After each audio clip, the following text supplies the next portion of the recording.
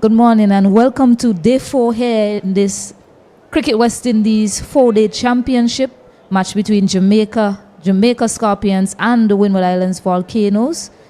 Jamaica clear to see that they're in the ascendancy. Windward Islands 355 runs for victory. Jamaica need 9 more wickets.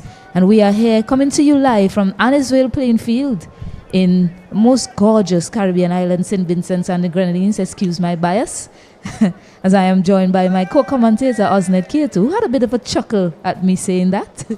Yes, good morning to you, Stacey. Good morning to all our viewers around the Caribbean, wherever you're looking at this broadcast from. Promises to be a very entertaining days of cricket. As you mentioned, 9 wickets required for the Jamaican team. And the Windward Islands, they'll be hoping they can overhaul at 355. A mama total indeed, but I'm sure we're going to have some good positive cricket here at the Annisvale Sporting Complex. Yeah, I suspect we're in for a blockbuster of sorts here at the Annisvale playing field. Jeremy Solozano was dismissed late yesterday.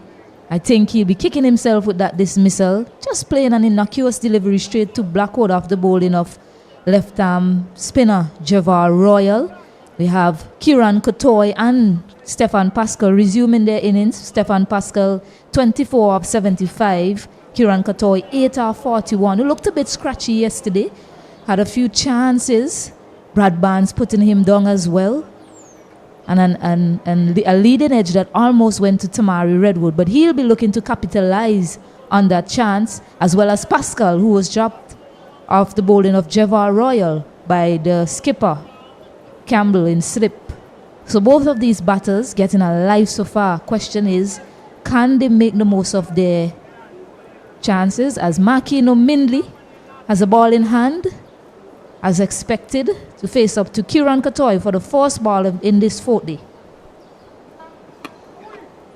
He's firmly behind it there, Kotoy.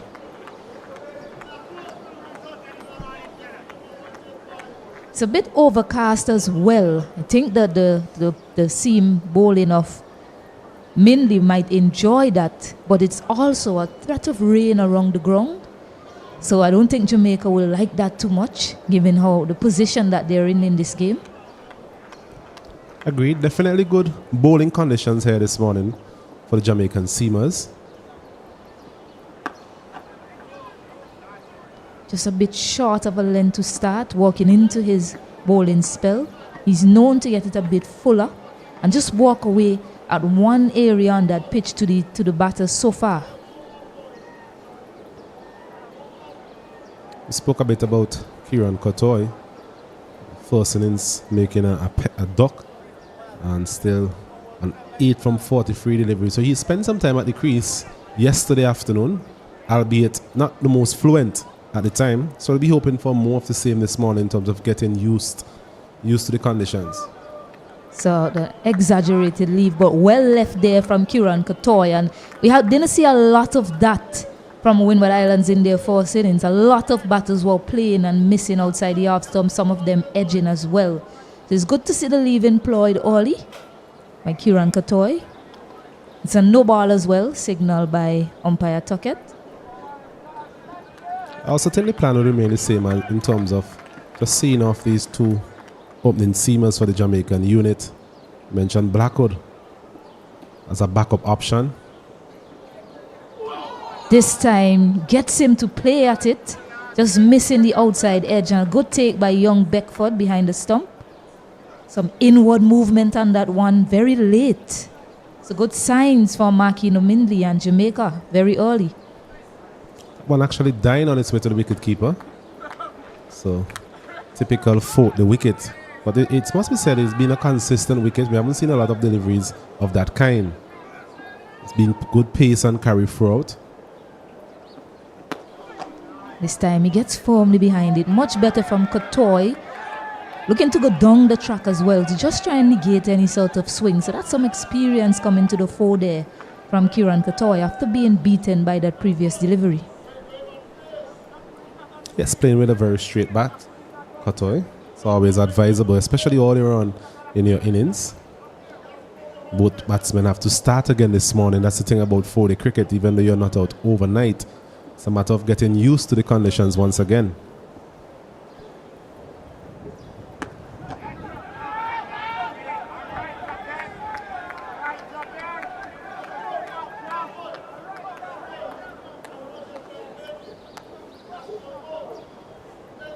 Yeah, certainly. You know, when you get to that new day, it's a new day here. You have to look to restart, and that's what we're seeing here from Kieran Katoy, and much will be required of Pascal from the other end. Yesterday was a case of just seeing out the remainder of the day. Today, they have to start over and try and go big for Windward Islands. Leaving alone that time to end the over, just a no ball coming from it. Windward Islands 66 for 1. Steady start from Mindley. We had doubts yesterday about his further participation in this game, but so far he's looked in good shape, good rhythm. Just finding his length this morning. And Jamaica will be hoping that he can make all the inroads and push the Windward Islands back.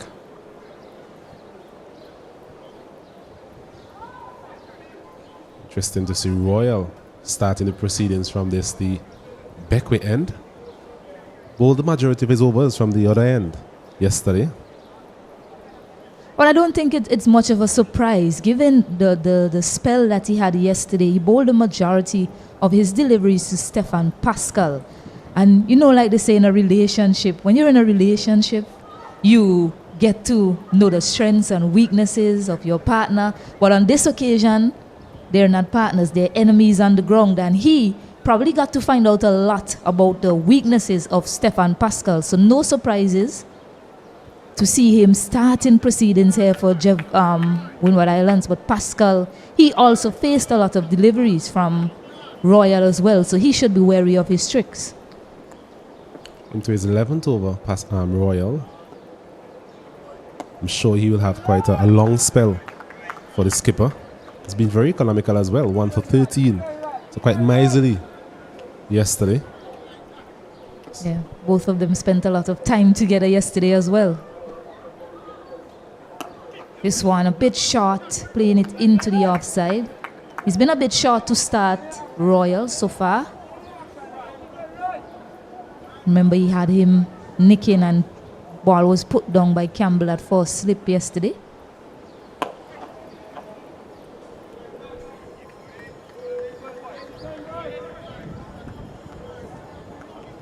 Yeah, Pascal so far has shown some resilience and maturity as well in this knock-up. 25 so far, 24.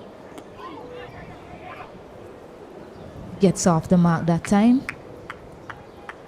So, first run off the bat for Windward Islands. Well, he's been made to work hard for his runs, Pascal. We mentioned so often we see him scoring quite freely, but never really staying long enough at the wicket to really hurt the opposition. On this occasion, he'll spend quite a bit of time. The runs output, maybe not what he was looking for, but at least he's there showing a bit of fight, a bit of grit. And that's what Windward Islands will need throughout the day. So, Katoy now to face up to. Drives this one. Can't beat the fielder at cover. Well stopped there by Mindley. Fast bowler, looking good in the outfield as well. Just a single from that over. Windward Islands 67 for 1. Another good over there from Royal, his first of the day. Coming from a different end. So it'll be interesting to see how he goes. If he's able to get the same sort of assistance. We saw a couple of deliveries torn for him yesterday. Especially that one that John Campbell put down against Stefan Pascal. So it will be interesting to see if he gets the same type of purchase from the Beckway end this morning. Yeah, perhaps it was a case of also the captain just seizing an opportunity. Pascal on strike. Let's get Royal to him very early. A bit of a psychological battle. We bowled a lot of deliveries to him yesterday. Almost had him. So very early we're going to start with Royal just to see if we can get Pascal playing some sort of loose stroke. He's now facing up to Mindley. Leaves that one to start.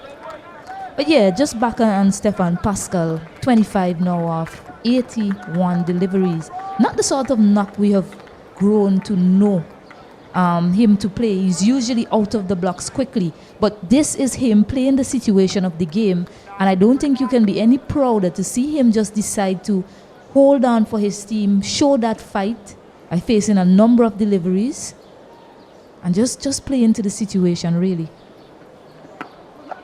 Looking for a quick single, but it's not on. Well, as an opener, you have to be able to have different aspects to your game. It's not every day you come on and score at a run rate of a strike rate of 100. It's sometimes you have to grind it out, and that's what we are seeing from the young man.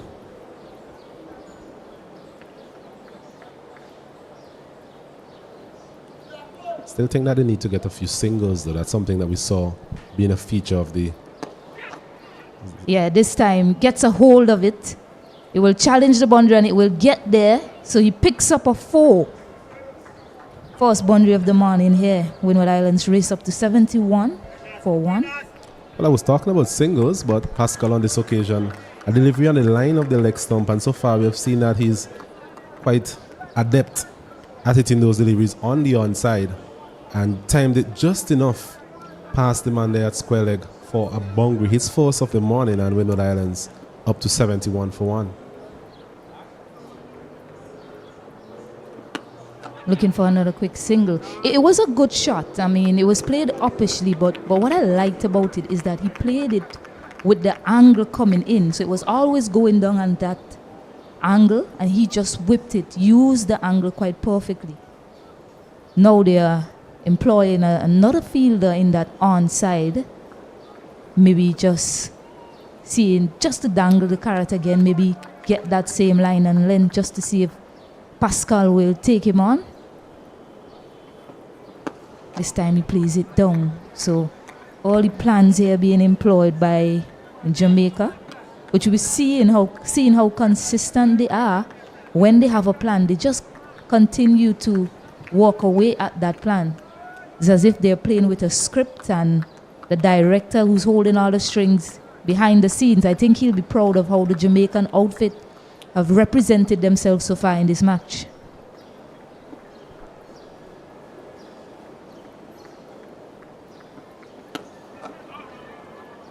Spoke about plans. It's really going to take a good bit of planning, an effective planning from the Jamaican team here. I mentioned the nature of the wicket, not being one that you'll be able to blast batsmen out, so it's a matter of working towards a plan. So it's the end of another over completed by Mindley. At the end of it, Windward Island Volcanoes in their second innings, chasing a total of 420 for victory here at the Annesville Sporting Complex. They're 71 for the loss of 1. And we mentioned, I go back to what you mentioned earlier about those quick singles. Really unsettled the Windward Islands bowlers. Lots of singles, lots of twos taken in Jamaican batting effort. There, a quick single being taken. Could be some trouble if it was a direct hit, but made it quite comfortably in the end. Yes, we were just speaking about the singles that the Jamaican team would have been able to take quite effectively on that occasion. A bit risky, I must say, from the Windward Islands.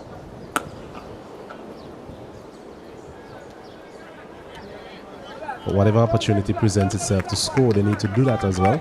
So it was good to see in the last over, even though it's been quite a sedate knock so far from Pascal, he still has that bit of positivity to take advantage of that full delivery. You don't want to put yourself in a negative frame of mind. You still need to be positive. Positive, but not to the extent of being reckless.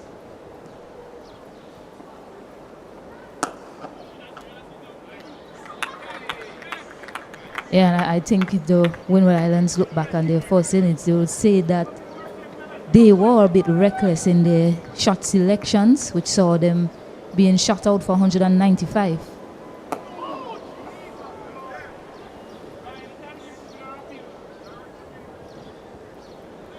Looks to be a quicker arm ball there from Royal.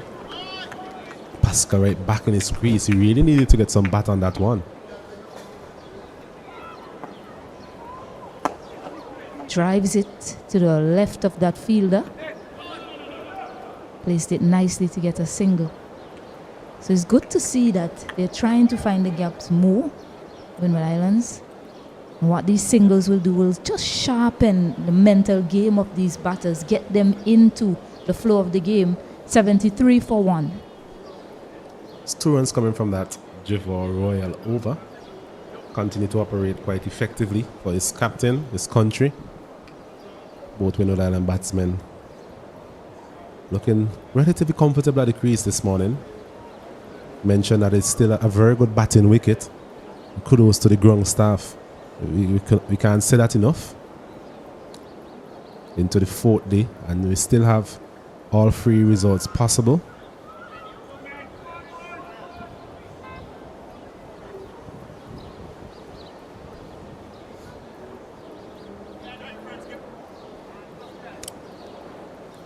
That area to the right of us, Stacey, and still looks a bit dark, a bit grim. Hopefully the rain stays away. No movement from the ground staff at the moment. Pretty overcast, as you mentioned earlier.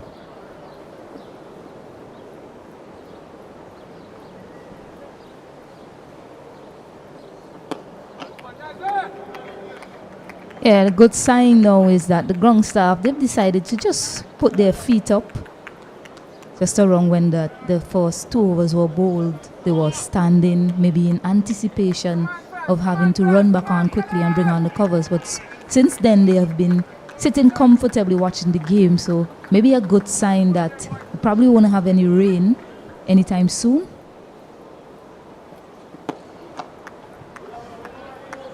I'm sure the Jamaicans will be hoping that is the case. Having declared yesterday 277 for 7 in the last session.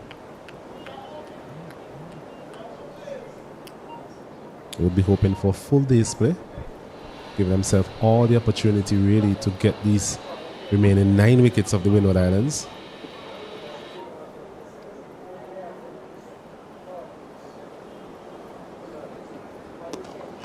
Bit too straight on that occasion, and he walks it down to deep fine leg to get a single.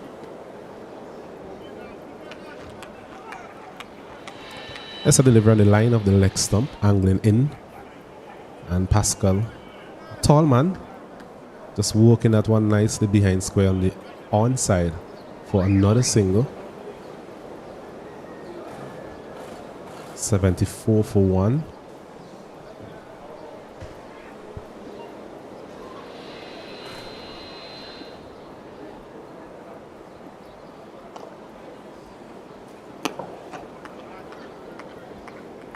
Yeah, I wonder if I can be a fly in the wall in the Windward Islands dressing room. What their plan is today, whether they're going to try and win the game. I mean, that's first priority, of course, when you're playing any competition. Or if they're just going to bat to safety. Try to bat to safety, that is. Be interesting to see how they decide to go about things today. Still a good cricket wicket, as we've mentioned. So the runs, it's gettable if you apply yourself in the right way. But partnerships are definitely required from a Windward Islands perspective. They lacked that in the first innings. The best partnership of 46 between Pascal and Salazano. And so far, they already have the best partnership of 51. So it's a case of the rest of the batting order besting that.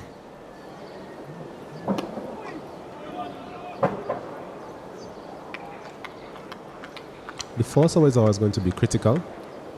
So far, so good from the Windward Islands. As another middle over is completed. 33 overs completed. 74 for 1, the Windward Island Volcanoes. Something that we have to be mindful of as well is Ryan John. Haven't seen him at all in the field for the second innings. So I'm wondering if he's in a position where he can actually bat. Yeah, that's another bit of drama to add to this here at Annisville playing field.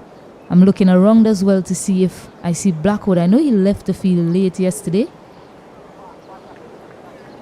Haven't seen him just yet on the field also. Picked up 3 wickets in that first innings for Jamaica.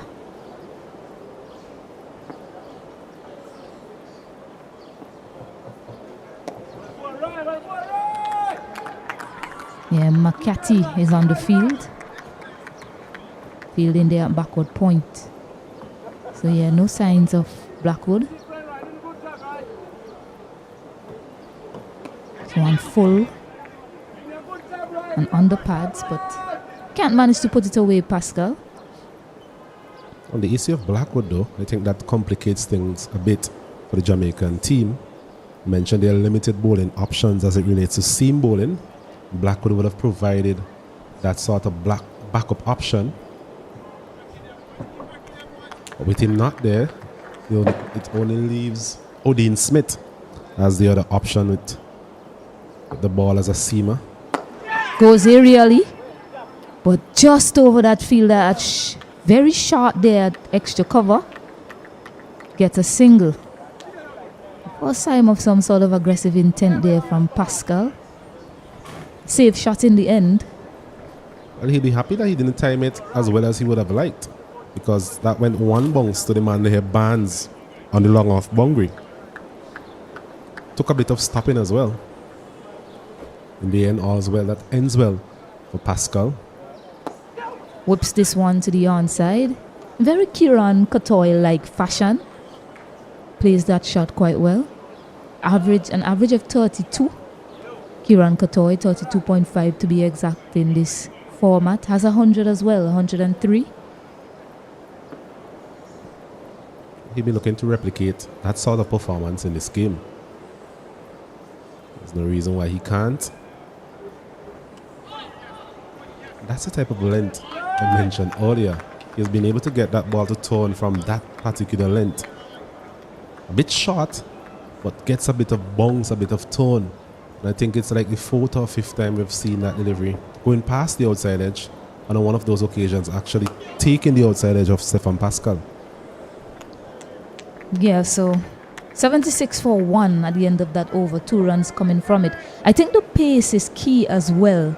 I believe the slower he looks to bowl it, the more turn, the more punches he gets off the surface. See, Blackwood now is making his way back onto the field. Job done for McCarthy this morning. I'm sure that's good to see. That's a relief for Jamaican team, Jamaican support. He's got to show a lot of work in this game, Blackwood. Mentioned with the bat, also with the ball in the first innings. Also had a ball already in this second innings. Yeah, so that's the end of the spell for Mindley. Jamaica, you see the way they've been using him. They've been mindful of his workload. He's only been bowling in some very short spells, 4 the most. From what I've counted so far, 4 overs the most. And he's off the bowling attack this morning. And Tamari Redwood is now into the attack. And these are things you have to pick up as the opposition. You know, you can count the overs that might be bowled from the best bowler. It's been the trend of the match so far. They're being mindful of his workload. So he's off the ball this morning. Redwood, the young leggy, facing up to another leggy, Kieran Katoy.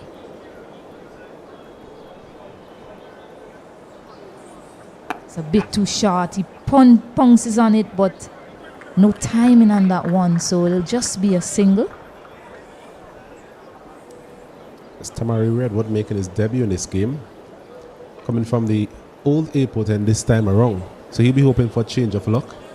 Was a bit too inconsistent when given the opportunity in the first innings. Bowled quite a few full tosses and short deliveries. A bit of nerves from the young man. He'll be hoping he has a better day out. And Pascal, these two played on the 19.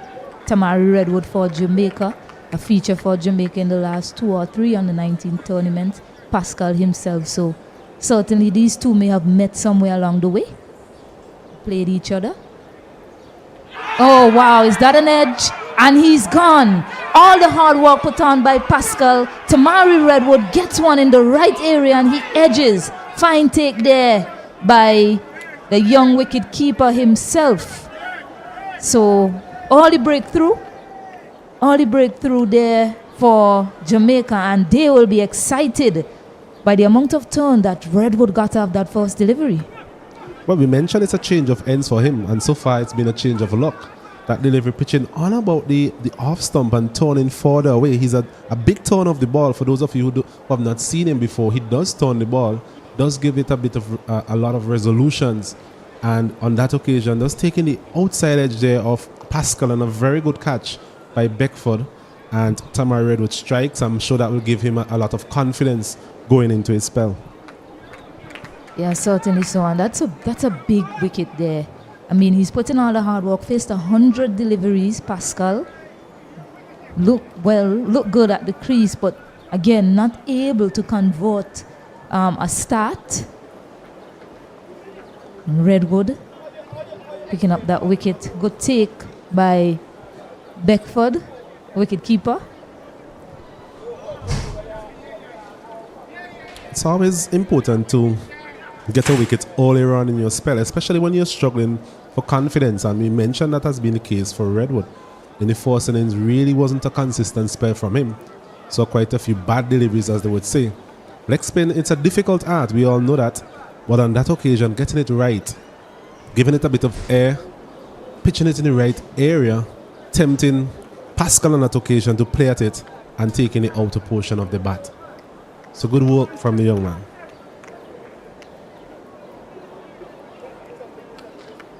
Sunil Ambris, the captain, with a lot on his mind, a lot of work to do for his team.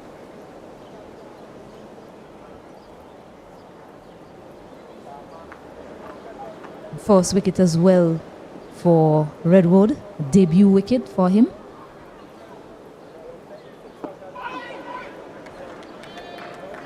And that's what Jamaica wants from Redwood, just for him to continue spinning the ball. Yes, it will take some time. He might be inconsistent with his line and length, but what they want to see from him is for him to continue to spin the ball, get that loop that allows the ball to turn.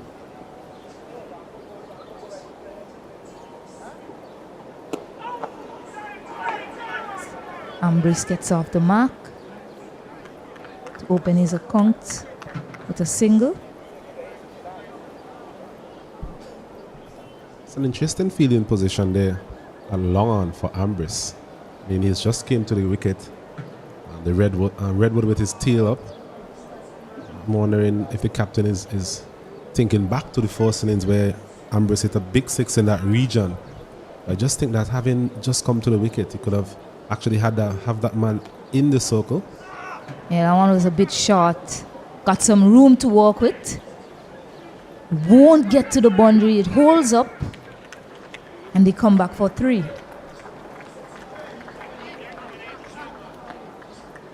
That delivery a bit too short on that occasion from Redwood. Gave the opportunity for Katoy to go onto his back foot. Perhaps not get in the middle of the bat, but just got enough to get it down to the third man region, and 3 runs added to the total. So the end of a successful over from Redwood, 5 runs coming from it as well.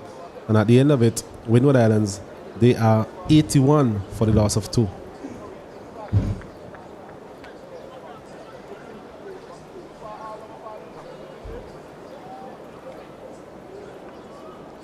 So just a summary of the match as you're seeing on your screen. 337 Jamaica Scorpions in their first innings. Blackwood 100. Windward Islands 195 all out. And in the second innings, Jamaica 277 for 7. Giving Windwards a total of 420 to chase for victory. They are now 81 for the loss of 2 wickets.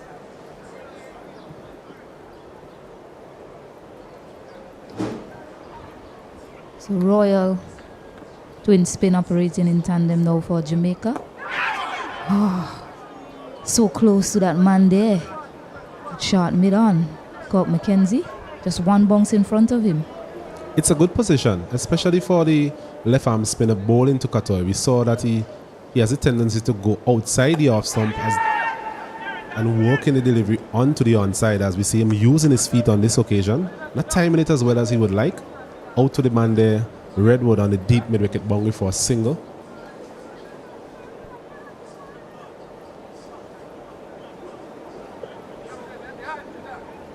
So I'm saying it's a very good position.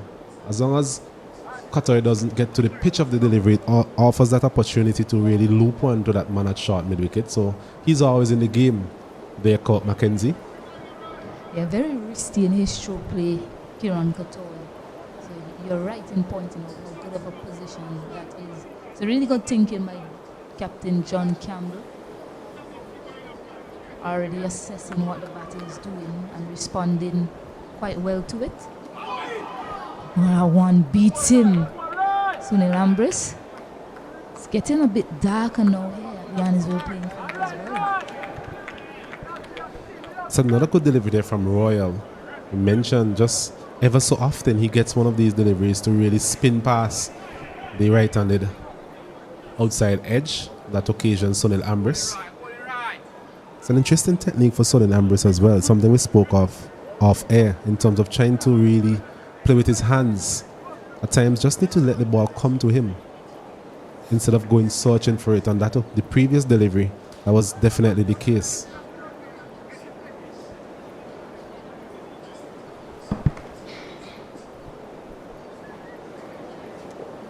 Shot and walk to the onside. He'll pick up a boundary there, Kieran Katoy. Much too short there from Jevor Royal. It's the first bad delivery we've seen from Royal for the day. Delivery on the line of the leg stump, perhaps the right and left hand combination affecting him on that occasion. And it was really easy pickings for Kieran Katoy. I'm sure his eyes are lit up. Having done all the hard work yesterday afternoon and to some extent this morning, that's the type of delivery you really have to put away. And so he did. So up to 90 now, Katoy. And the score moves on to 87 for the loss of 2.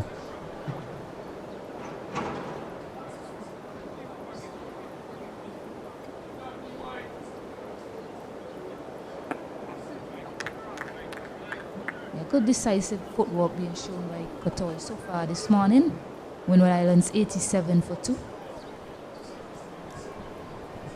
A good over there from the Windward Island. As we said before, they just have to break down this total in increments. 333 runs remaining. If it is that they are to overhaul this total, they would have to score more than 100 runs in each of the sessions. So it's a matter of us breaking down the total in small stages. But it's very important that you build partnership, as we mentioned before. The partnership with Katoy and Pascal broken this morning. So it's an opportunity for Sunil Ambris, being the skipper, to really lead from the front, along with his senior statesman in the form of Kieran Katoy.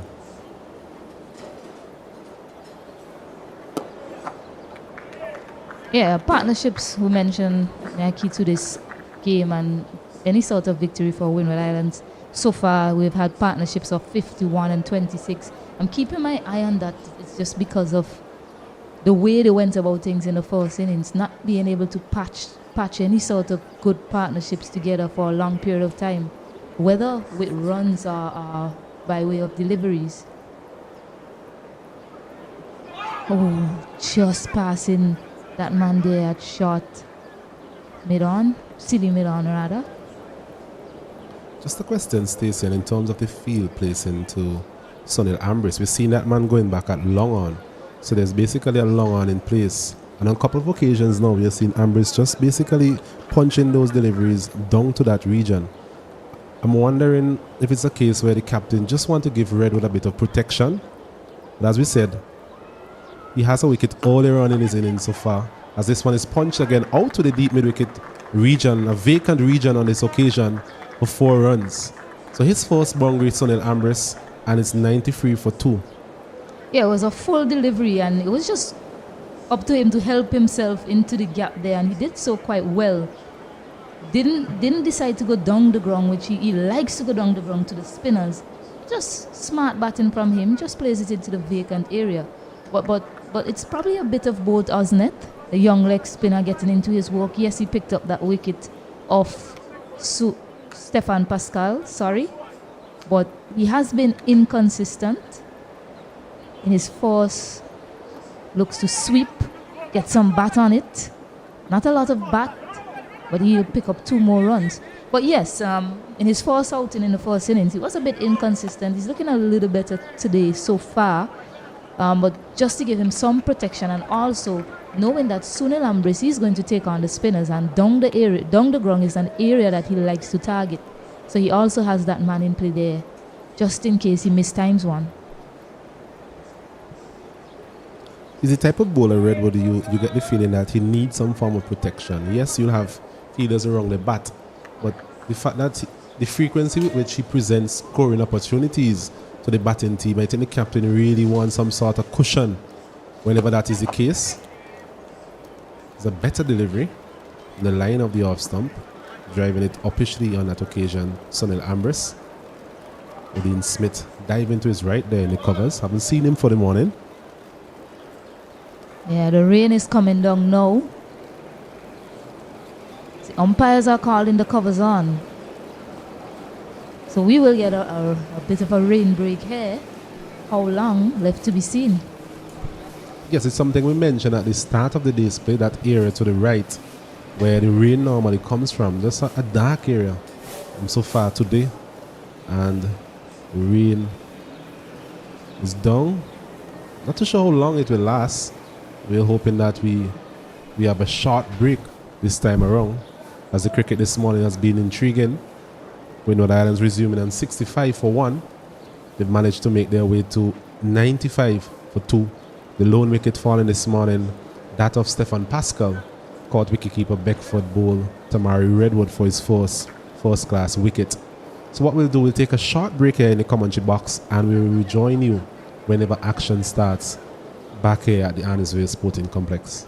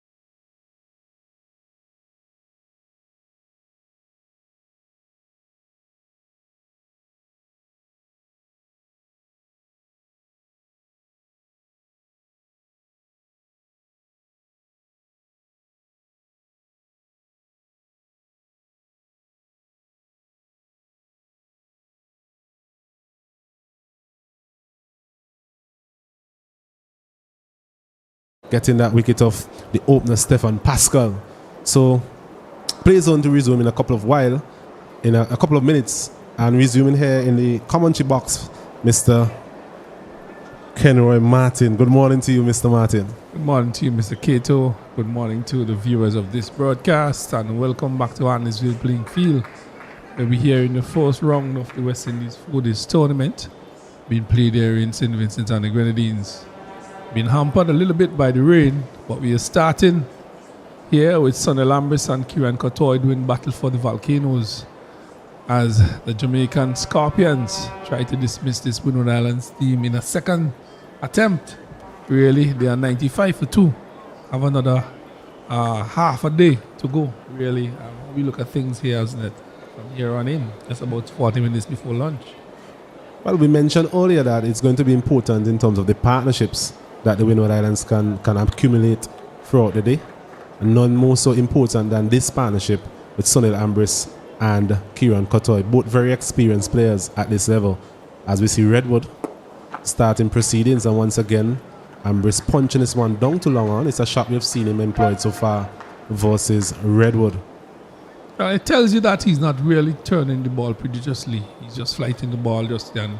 Sonny Lambris just uses his wrist and work it to the mid-on.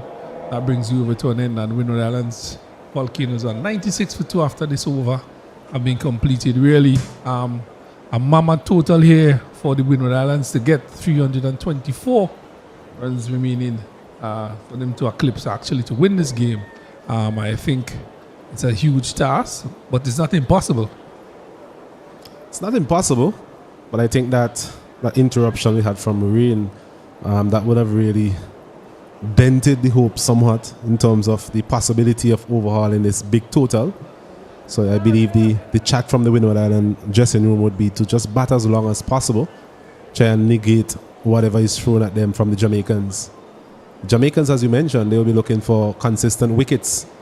Just to mention that the tea interval has been pushed back by half an hour, so we'll now have, not tea interval, sorry, the lunch interval. So we'll now have lunch at 12:30 as Jivor Royal continue from the Beckwith end. Yes. It would be very important to see the approach of these batters here for the Volcanoes. Skipper Lambris and Kieran Cottoy, 2 Vincentians really playing at home. And in my opinion, these 2 batters have to get big scores if Windward Islands is to really survive this day and get through this other 2 hours plus in this final day of this 4-day encounter. Well, Lambris normally is a free-flowing batsman, something we alluded to before. Being the captain, he'll really have to lead from the front. Maybe curtail his natural instincts, as this one again spinning past the outside edge. Something Royal has done on quite a few occasions, especially to the right-handers. That man has slipped. John Campbell. This one short and punched backward of square. Can't get it past the man there, Brian Barnes. But Royal, he has been good. 14 into his 15th over, 1 for 24. And Jamaica will be looking to him to really tie up this end, as they would say. Bowl a very long spell. Interesting that we haven't seen Odean Smith for the day. We saw Mindley, only seam bowling option being utilized so far. Bowled for 4 overs. And since then, the spinners have been in operation. The likes of Royal, and we saw Redwood recently introduced. It's a maiden over from Jivon Royal. Windward Islands chasing 420 in their second innings. They're 96 for 2. Yes, I kind of see dated start here for these 2 batters for the Windward Islands. Really after that break, looking to just find the middle again. Sonny Lambris and Kieran Cottoy. Cottoy will be looking to get some runs here. This is the second innings of this tournament. And Lambris would like to really get a start and continue to bat for his team and really dig them out of the hole that they're in now. 96 for 2. Looking for a target of 324 runs to get in this just about 2 sessions or so. And today is the last day of this game, knowing it has a finish at 4:30. Redwood it is to continue. Another flighted delivery. Katoy looking to work it on the leg side. That's been his mode of operation so far against the left arm spinner. The ball coming into him. Just has to be careful. That man there, Royal, at a short mid-wicket. Quite straight as well. And of course, there's the man there at short leg. This one is pulled over mid-wicket into the fence for 4. So the first boundary since the resumption, and it goes to Kieran Katoy. A short delivery, went back on his back foot and was an easy shot in the end. Just had to pick his spot, and indeed he did so. Yes, a loose delivery by Redwood, and Katoy pounced on it and pulled it in the vacant area, mid-wicket area, into the fence before. A very good shot by Katoy, but a very bad delivery by Redwood. Well done to Katoy there. A couple of boundaries this morning for him. It's a big innings, having scored a duck in the first innings. I'm sure he will want to put things right. Good opportunity for him. This one is full again, a full toss, and he's driving it through covers. No one moves. And back-to-back boundary here for Katoy. He's on the move. And the Windward Islands bring up 100. Actually, 100 was brought off with the last boundary. It's 104 for 2. Yes, a loose delivery again there by Redwood. Full delivery. Easily dispatched there by Katoy. 2 covers into the fence to 4. So some loose deliveries here bowled by Redwood and dealt with in accordance by Katoy. Just overcompensating on that occasion, Redwood. Previous delivery being short. Just need to find that line. That sort of line and that sort of length. With the tone he normally extracts, he will definitely bring that man at short leg and short mid-wicket into play. Struggled for consistency, Redwood, in this his debut game. This one is turning into the leg side. Bands at short, fine leg comes around.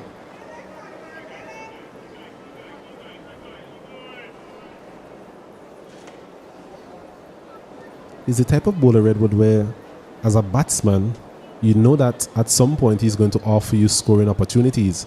So it's just a matter of being patient, being able to keep out these good deliveries that he bowls, because you know at some point, based on what we have seen so far, that is, that he has presented easy opportunities for scoring. But it's the end of another over, 8 runs coming from that one, and at the end of it, 104 for the loss of 2. Yes, Windward Islands Volcanoes really just picking things off here. 104 for 2. Kieran Katoy is not out on 27, and the skipper Ambrose is not out on 10. They need another 316 runs to get to win this game outright. Really, it's a huge task, but it's not impossible, as I said before. The 2 spinners have been employed here by the Jamaicans as they continue to. And there's a sweep there by Ambrose. That's almost close to the pads, but he got his bat on it and into the fence for 4, really. Wonderful sweep shot there by Sonel Ambrose. If he missed, he would have been in trouble, but he got it on the middle of the bat and it raced through square leg for 4. Good shot by Sonel Ambrose. Yes, Royal there with his hand on his head. Ambrose just sweeping this one off the line of the middle and leg stump, really. Making connection, as you mentioned, he had to make some form of connection on that occasion. So a flurry of boundaries here after the rain break for the Windward Islands. A very good start from them. 108 for 2. This one is short again. He's pulling over mid-wicket into the fence for another 4. So 4 boundaries in the last 5 deliveries for the Windward Islands. I'm not sure if it's a deliberate tactic or if it is that these scoring opportunities has just presented themselves and the Windward Island batsmen taking full toll. Well, I think those are bad deliveries bowled by these spinners, and the batters are rightfully doing what they're supposed to be doing, dispatching the bad deliveries. Those are bad deliveries. They should be dispatched. And well done there by Sonel Ambrose and Kieran Katoy, taking the opportunities when they are presented. That is very important in a game like this. 112 for 2. It's something we spoke about earlier in terms of, although it's a daunting total to chase, you don't want to get into that negative frame of mind. So it's good to see a bit of positivity by both of these batsmen, albeit a bit of loose bowling as well from the Jamaican team. Yes, and you don't want to go into your shell just before lunch, another 35 minutes or so before lunch. You want to be playing positive cricket and show the Jamaicans that, listen, I'm not giving up the fight. I am taking it to you. And the Jamaicans always have to be on their guards. Sonny Lamb is a seasoned campaigner, captain as well. Sweeping once again. Behind square on the leg side. No one in that vicinity. So he gets another bungle. He's third of the over actually.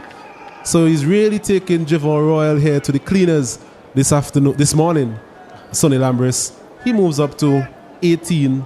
It's 112 for the loss of 2. Yeah, some bad bowling there by the leg spinner. Bowling on the line of leg stump, and really no protection there.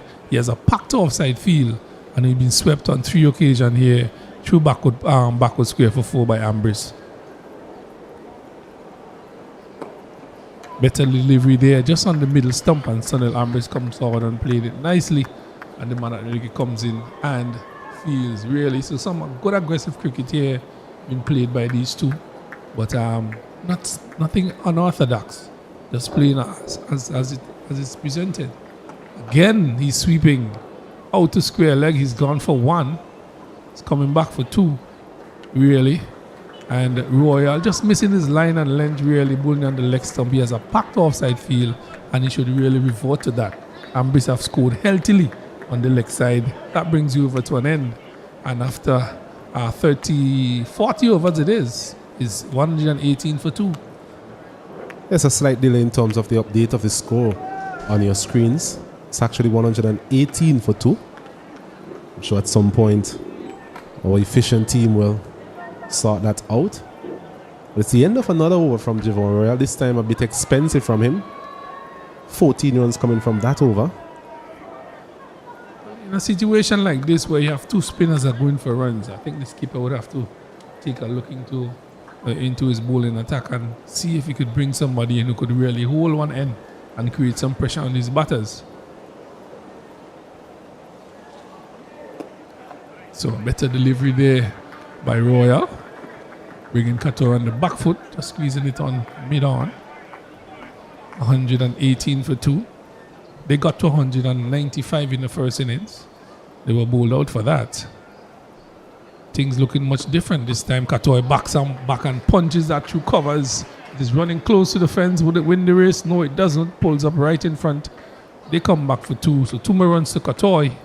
2 more runs to the Volcanoes. 120 for 2. So positive batting here by these two. Good run in between the wicket as well. A lovely outfield. The ball runs off the outfield as well.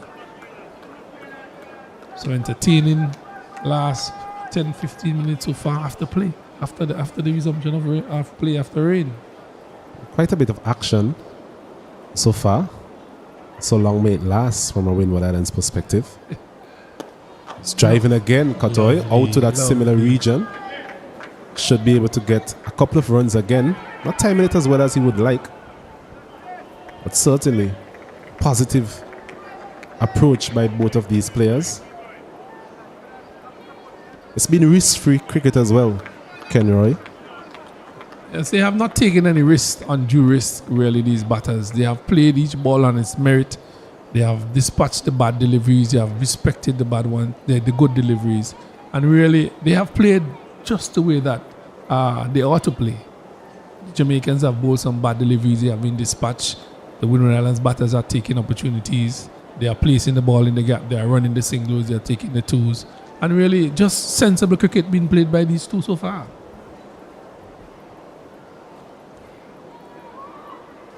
This one turning past the leg stump from Redwood. It's pitching just around the leg stump and turn further away. Just needs a bit of control here, the Jamaicans. This one is a flighted delivery. Punched back to the bowler. Redwood. With the field set, Asnet, it tells you that he'll be bowling just on that middle stump, leg stump area. And he's consistently bowling in that line, looking for that shot just at mid-wicket. Again, just bouncing and turning there. Down the leg side, and wasn't taken by the keeper. Signal as well. Brings you over to an end. So 122 for 2 here. They're looking for a target. They need another 298 runs. And this another 2 sessions to go. Is it impossible? Is it possible as that? I think it's open season here. In cricket, there's never anything such as impossible. 298 runs, as you mentioned, is going to be a tall task. I think what the Windward Islands will want to do, they want to better the batting effort in the first innings and get as close as possible to this total. I think that will give them some confidence moving into the next round. But that's still a far distance away. Still 2 sessions to go. A lot can happen in cricket as Royal continues from the Beckway end. Punished to some extent in his last over, so he'll be looking to make amends. The history of this Volcano team is that they score runs rather quickly. Yeah, they are not a team to be batting a lot of overs and not scoring. So a really good game on hand here at Annisville between these two teams. He's sweeping again, a bit of a top edge, but falls safely in the end.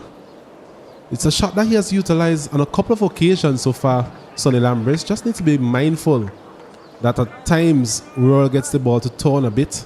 Thankful for him, there was not anyone within that region of short fine leg. All is well that ends well for him and the Windward Islands.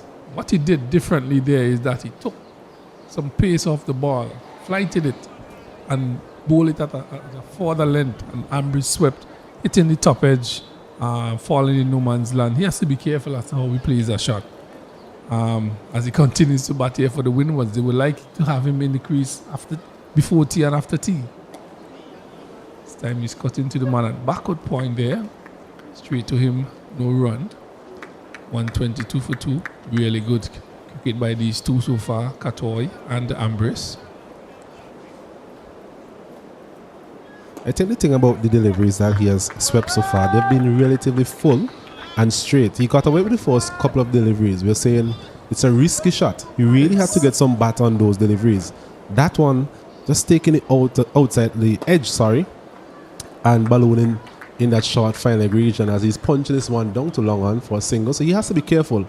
The sweep shot is a shot that is normally played based on the line as well as the length itself. And that foolish length, I don't think is the best shot to really utilize to that particular length. Well, normally you play a sweep shot to the ball at this pitch just outside leg or so. Ambrose have been playing those shots, those sweep shots, just on the middle stump. And if he missed, we know he would be in trouble with the umpire with that index finger. But he has done well so far. And Windward Islands, in the Windward Islands efforts, they will be happy if he continues to do well the way he does. The shots he has played so far, they have connected as another over comes to an end, really. And cool conditions here at Annisville. So 2 teams looking pretty good here. Jamaica, in my opinion, has the upper hand. Windward Islands need to play themselves in a position that they can't lose either. And it's up to these 2 batters at the crease. Big partnership needed here from the Windward Islands. These 2 would know each other very well. Ambrose and Kotoy, they have played with each other at all levels of cricket. Ambrose being a senior statesman. Kotoy just coming back into the setup. I'm sure he'll be having his side sets set on a big one at some point this afternoon. Redwood it is to continue. Short, and he's punching it out to that man just on the edge of the circle, Mindley. Well, Katoy been given an opportunity to prove himself, prove his worth here for the Windward Islands team. And he's played pretty well so far, 31. It's a full toss and he's hit on the onside. Should be able to get a boundary here. Sonny Lambris doing it pretty easy here in this morning session for the Windward Islands. Another full toss from Redwood, it must be said, but easily dispatched in the end. So another boundary, 126 for the loss of 2. Well, that brings up the 50 partnership as well between these 2 in quick succession, really. Just after the break, and they have really tossed some bad deliveries to Jamaican bowlers, and they have been dispatched again. Ambrose just back on his back foot, trying to work that one through mid-wicket. And really, a good partnership between these 2 for the Windward Islands. The Volcanoes doing well so far, 122 for 2. Need another 298. Shot. Well fielded by the man at mid-wicket there. That was hit with some power. Ambrose being his usual self. saw similar innings from him in the first innings, scores 20 off 22 deliveries. He's now 24 from 22 deliveries, so going at better than a runner ball. But as we mentioned, in the context of the game, the Windward Islands will need something big from him. Yeah, you need to spend time at the crease. Need to do that. He's driving this one lovely through the offside. The man there, Mindley, just watched as a spectator as that one rushed across the outfield into that extra cover region for 4. So another boundary, another full toss as well from Redwood. Not the best of bowling by the young man, but Ambrose taking full advantage. Yeah, some loose bowling here by Redwood, and really Ambrose just pouncing on that and driving it through covers. Flat as a bakes, as we normally say, through the offside into the fence for 4. Lovely shot by him, but some ill-disciplined bowling here by these two Jamaican spinners. 122, I think that's gone up to. Again, he's punching through covers, beats him. It's looking like going to get into the fence. It does. It does. The ball wins the race. Another boundary to Ambrose. So Ambrose scoring at will here at Arnisville. Another boundary for him. 124 for 2. Raced up to 26. Really? Seem to having some difficulties technologically. Partnership of 60 from 50 deliveries. Really good partnership between these two. So 1.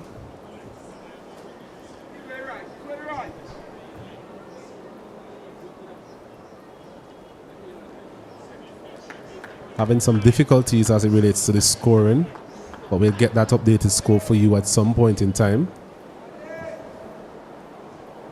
137 for 2.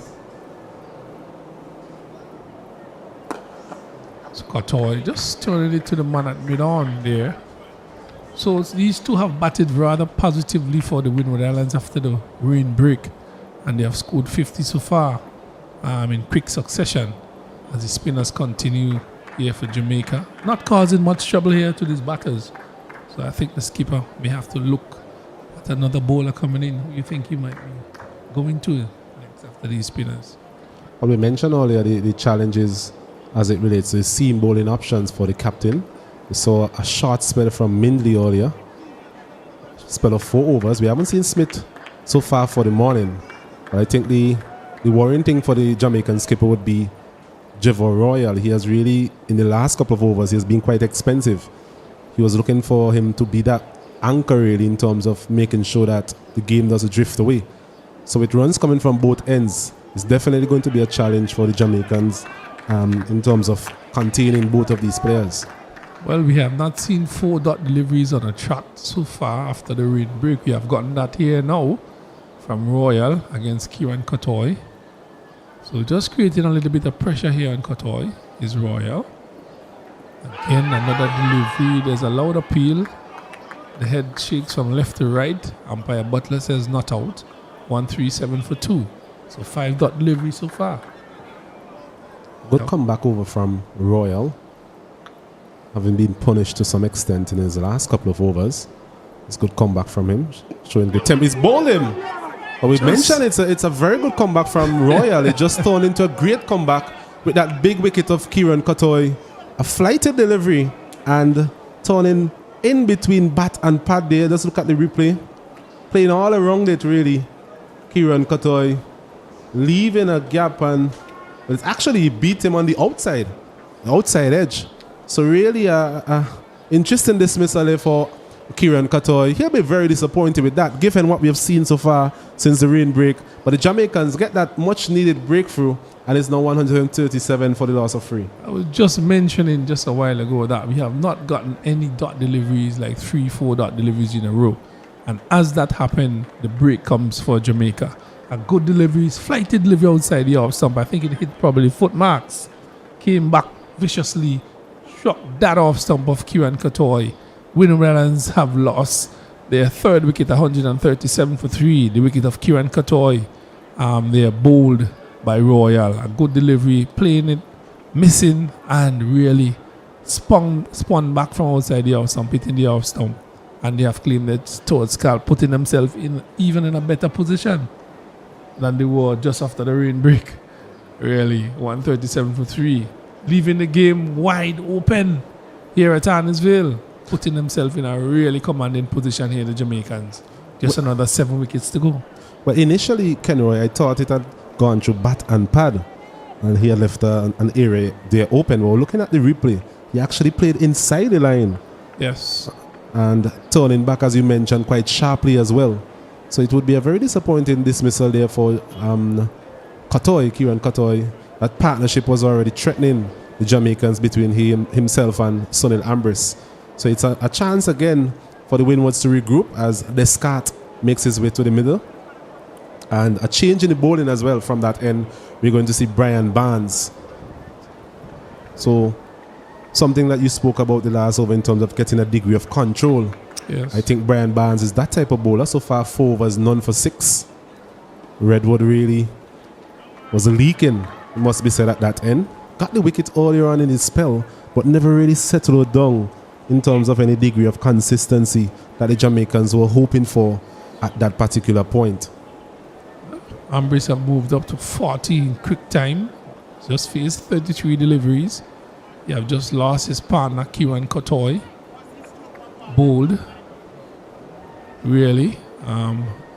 Just a little pressure being assaulted there on the batters, and immediately it brought success to Jamaica. And that brings Descartes to the crease for his first delivery. They're facing up to Barnes. Right arm around the wicket. A slip. Silly point, backward point. Short, and he's punching nicely. Seems like he's been batting all day.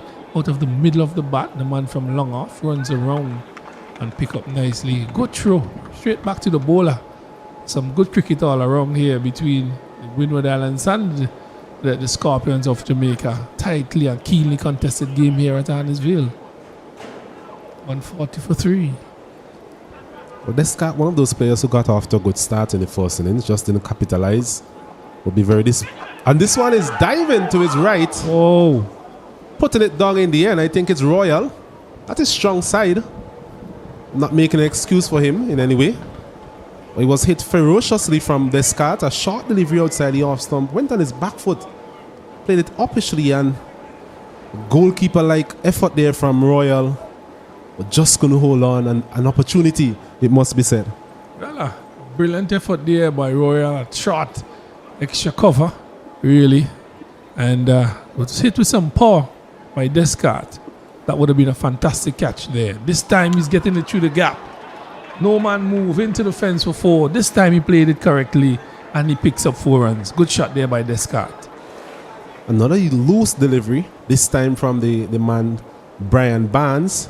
Just mentioned that he's been rather economical so far in his spell. But just this over, he has offered the opportunity for Descartes to go through the offside. And that he did with such ease in that last delivery, getting his first boundary. It's a better line, a better length from him. It's more in line with what we have seen from Barnes throughout this first class game. About to say test match, I'm all caught up in test cricket at this time. We're happy to have 4 days of cricket here in St. Vincent and the Grenadines. That is something that was lacking in the West Indies tournament. On the years, we're happy to have cricket being played for 4 days. Really 144 for 3 here at Annisville. In the final day of this 4-day tournament, West Indies tournament, Volcanoes versus the Scorpions of Jamaica. They have batted 45 overs so far, and really a keen contested game here between these two teams. As Ambrose skipper is unbeaten on 40. And he's been joined by Descartes, who's on 6 from 5 deliveries. Windward Islands, a team who scores very quickly. But the thing is that they need to occupy the crease for another 2 sessions or so to really at least draw this game against Jamaica. Ambrose forward in the approved manner as we've been joined here by former West Indies speedster Keswick Williams. Welcome, Keswick. Good morning. How are you doing? Not doing too bad, Martin. Not a bad shot by St. Albans. Just not really sure if he would want to be sweeping from that length as well. Living a little bit dangerously there. Indeed. Bringing the umpire's decision into question in there. If he misses, he'll be in some trouble. But he picks up another single, moves on to 41. Windward Islands, 1-4-5 for 3. Your thoughts on the game so far, Keswick? Well, the game has been dominated by Jamaica in most of the sessions, starting from day one. In my mind and in my opinion, so far, Windwards have only won one of those sessions leading up to this 4th day. 275 runs left. Just a clip off the pad from Shadrach. Not sure if it did get into the boundary. Good work from Javel Glenn down there in the fine leg boundary. The partnership between Sunil and Ambris and Kieran Cotter, who just lost his wicket, that was the partnership that they need if they were gonna get close to this total. But they have Shadrach Discard, who normally hits the ball well, but the only thing for me with Shadrach Discard is shot selection. At time, that is. Well, the skipper Ambris is there. He's a senior statesman. He normally scores freely. He's on 41 from 36. Brisk 41, that is. As Royal continues to bowl, just nagging length just on the off stump there. Ambris is forward. And the Windward Islands is known to be a fast-scoring team. They normally score fast at the wicket, score a lot of runs as Ambris is driving to the man at cover, who does very good work there. To his right, brings you over to an end. 148 for 3. Just about 15 minutes or so before lunch. Ambris on 41, Descartes on 9 from 6. Just lost the wicket of Kieran Kotoy, bowled. And your thoughts on the game? Another 2 sessions to go. Windward Islands, what do you think that they should do? The Jamaican Scorpions, what they should imply, and so on. Well, the first thing we know about the Windward Island team, that if they bat for the entire day, they're gonna get close to the total and they're gonna make a game out of this, because we know that they're a fast-scoring team.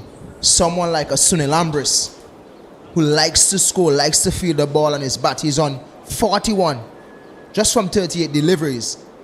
If it's one person in that Windwards hut that's gonna come out and play his game,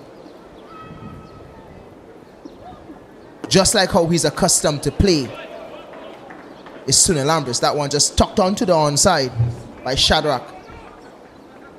Just 2 though. But I want to speak a little bit on Kieran Kotoy in regards to losing his wicket to Javel Royal.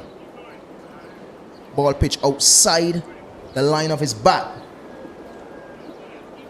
You could actually see that he wasn't getting out enough, not really getting to the pitch of that delivery.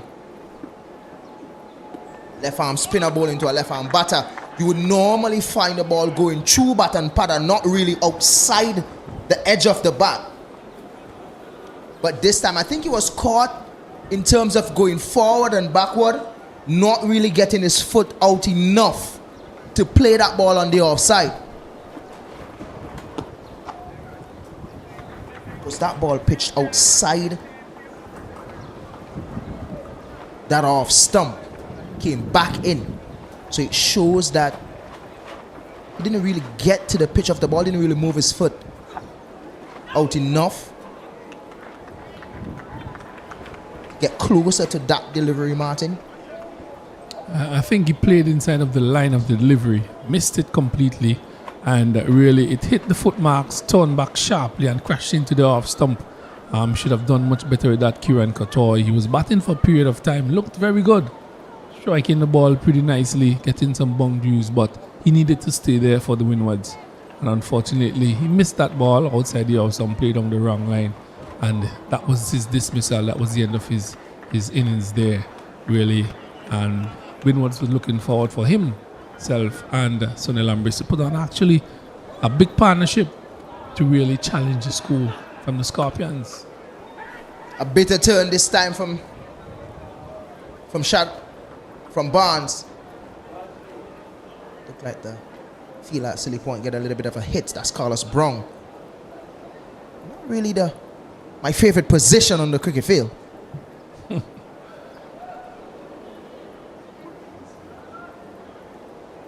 Oh, not something that Carlos Brown would like. Look like it's Concussion test needed. I'm not sure if it's on the knee here, Martin. Seems to be straight into the helmet. Not too sure. From my vantage point, as it's shot, into the helmet. Off the pitch into the helmet. But he signals that he's okay. Windwards. 151 for 3. 47 overs so far. I think there's a total of 75 overs for the day to be played. So plenty of cricket here left to be played here at Arnisvale. Extended lunch. See, reverse sweep really. Turns around and sweeps that to the onside. Something we don't see often in 4-day format, but he has succeeded in doing so. Picks up 3 runs, is Descartes. Good shot there by Descartes. It's a very risky shot, knowing the situation. He did it successfully, but in regards to the feel and what the Jamaica is setting for him, it is a shot that would give him runs, but you want him to play it in a timely fashion.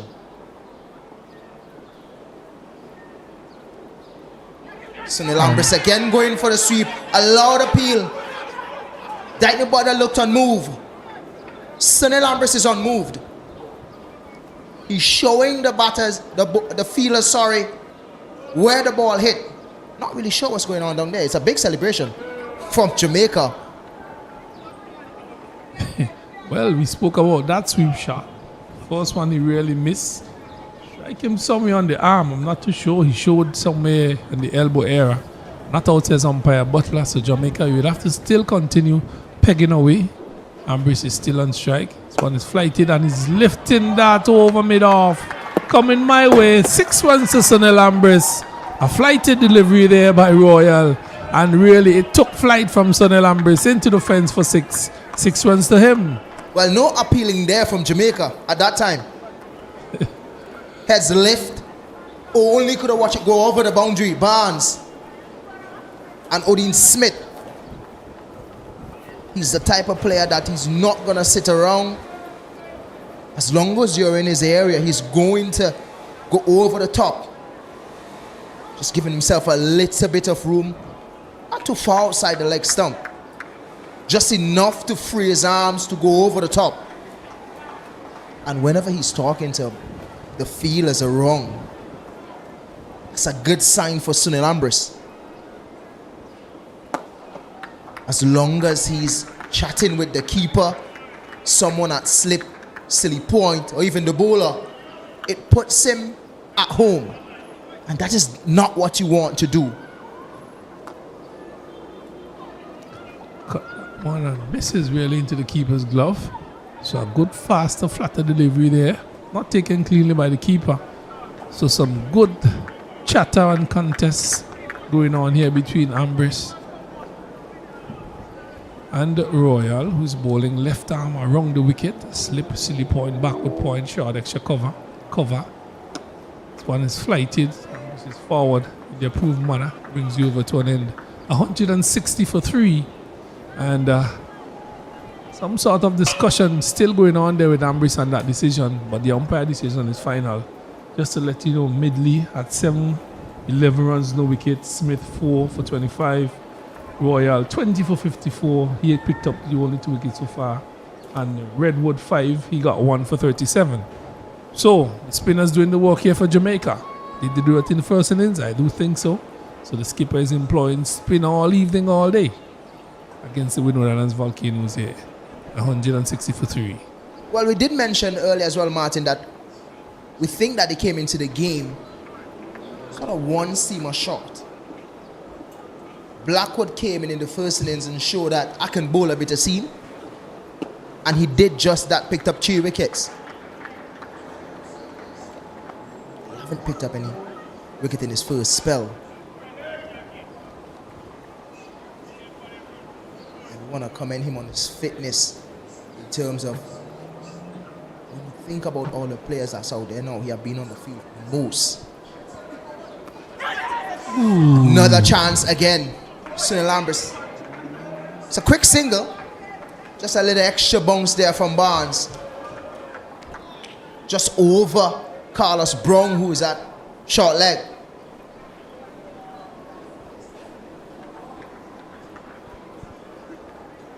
Just going to the left of him there. Reacted a little bit late. A little bit late there. Too late, Sunil Lambris. Airy-fairy somewhat. 162 for 3. Has to be careful. Those deliveries just on the pad. Mid-on era. This one is a flighted delivery. Descartes is on strike. Windwards. We're seeing a bit of turn here from Barnes. We didn't see that a lot in the first inning. But he's looking to spin the ball now. Good pace. The right pace for this surface.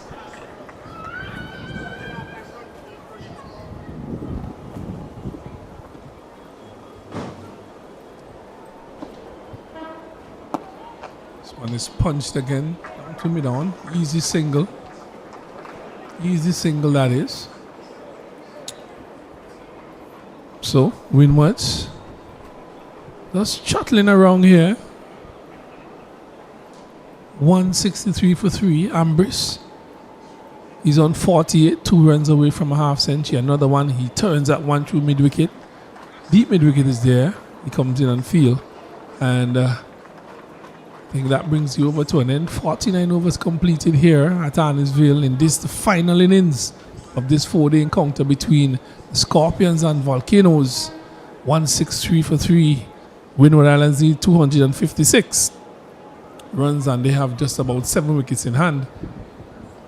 And they just batted 49 overs so far. I think you have a total of 75 overs to bat today in the final day.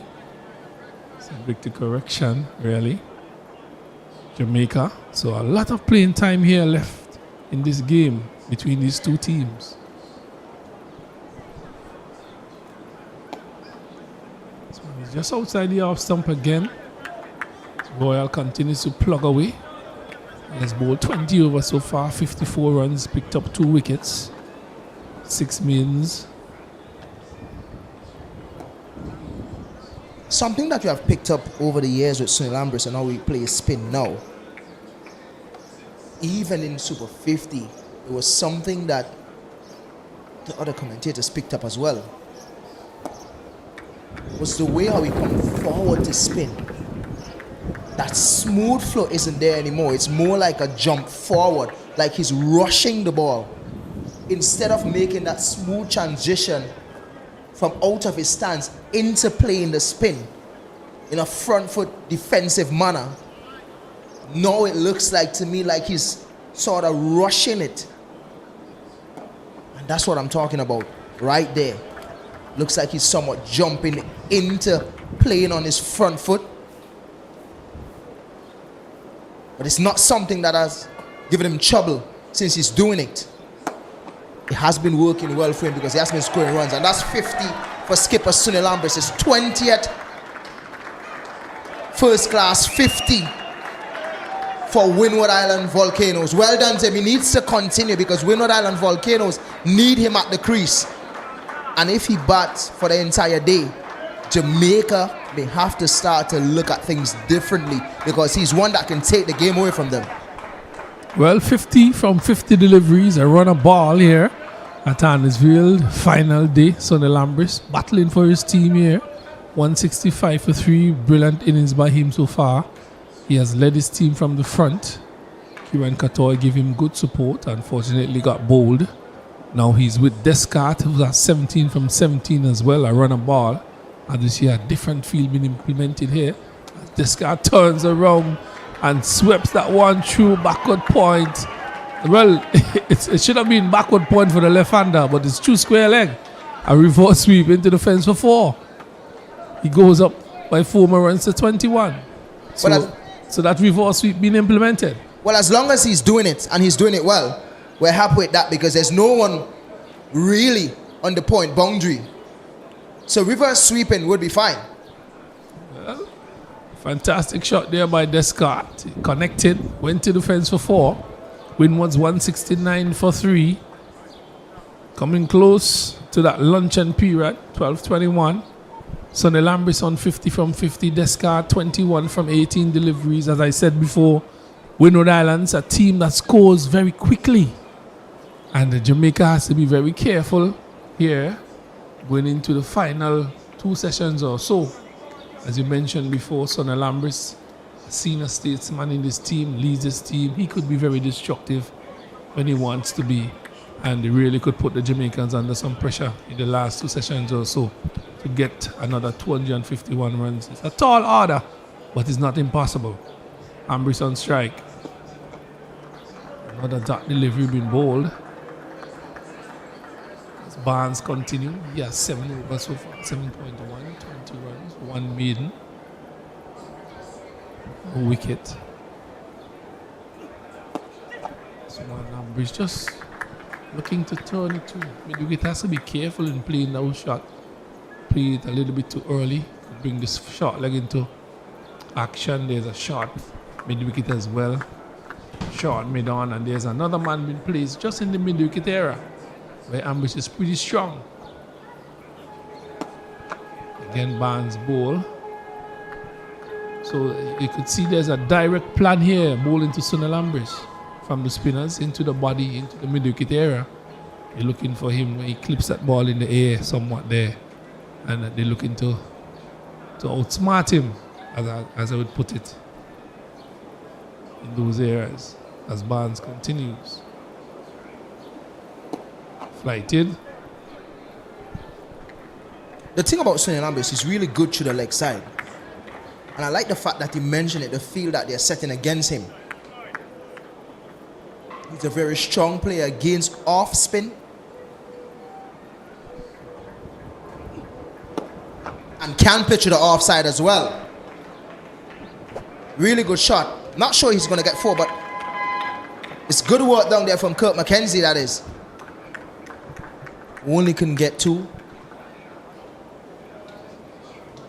Well, you can't have a field set like that, and that is your line and length. Really, Keswick. That's meat and drink for Sonny Lambris. Flighted live outside the off stump. Those are meat and drink. That's a better line and length. You feel that is set. Better delivery. The over comes to an end. 172 for 3. Windwards keep batting here. As I said, they score very quickly. They need another 248 runs here in the next 2 sessions or so, and we get close to lunch. Ambris is not out on 53 from 56, and Descartes is on 21 from 18. And really, somebody needs to carry their bat really far into this innings, and I think it has to be the skipper Ambris. Definitely have to be him. He has to stay there and try to bat for the entire day. Be fitting as well that he gets 100 in front of his own crowd here in St. Vincent and the Grenadines. Yeah, I think it's time enough he does that for St. Vincent and the Grenadines as well. The field that Barnes had before is a field that he bowled pretty well to in the first innings.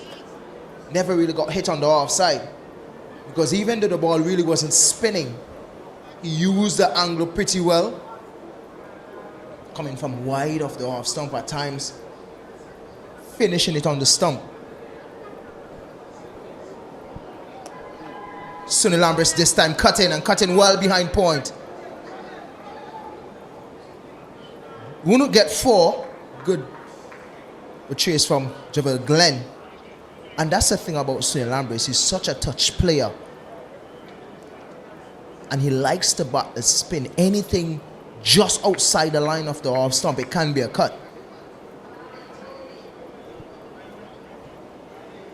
So you have have to be very meticulous in terms of your line and length to him, especially when he's on. He's on 55.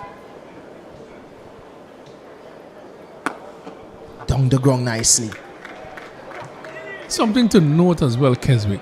The implementation of these spinners could work in the favor of the Windward Islands. When the bowlers get through their overs rather quickly and there's a lot of time remaining in the game. Cut-off time is 4:30. If the spinners continue to bowl and they continue to score as rapidly as they're doing, Jamaica might find themselves in trouble just before tea or after tea. I think that they should be using a pace bowler and a spinner, taking away some time from the game. Because if you go into a game just about 200 or so just before tea, after tea, just need 100 plus, you could find yourself in trouble with Sonny Lambris at the crease and the other batters to come.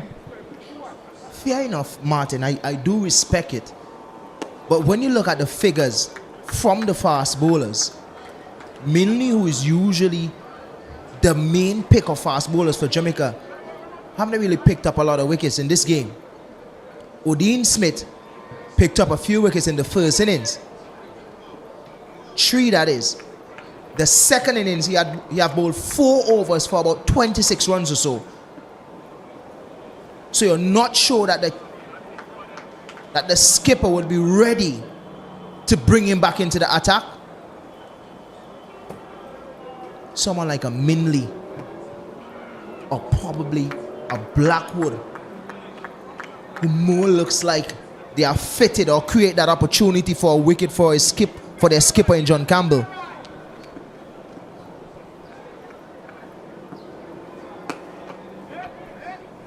You need this sort of bowling here from Jamaica. Tight bowling, keep the runs intact, keep the batters thinking about things. Can't be giving so many loose deliveries and just keep scoring easily as they are doing. They might find themselves in trouble later on. This is good bowling here by Royal. 4-dot delivery so far. Again, pressure on the batter. There's an appeal. Not too sure what they're appealing for. It's left by Descartes into the keeper's glove, who didn't collect cleanly. And that brings you over to an end. So 52 overs completed here. 175 for 3. Jamaica Scorpions versus the Windward Islands Volcanoes. Skipper Sonny Lambris on 56 from 58 and Descartes giving very good support on 21 from 22. Game is wide open here. Wide open here, Keswick. Redwood is back on the attack. Just a few overs from Barnes. Leg spinner. Young under 19 leg spinner. Played here last year. You know a bit about him, Martin. We saw him operating here, but we're not really seeing the Redwood that we saw at the under 19 level. Fair enough, it's his first game at this level. So I'm not sure if it's a bit of nerve, but he needs to get that out immediately because the skipper needs him.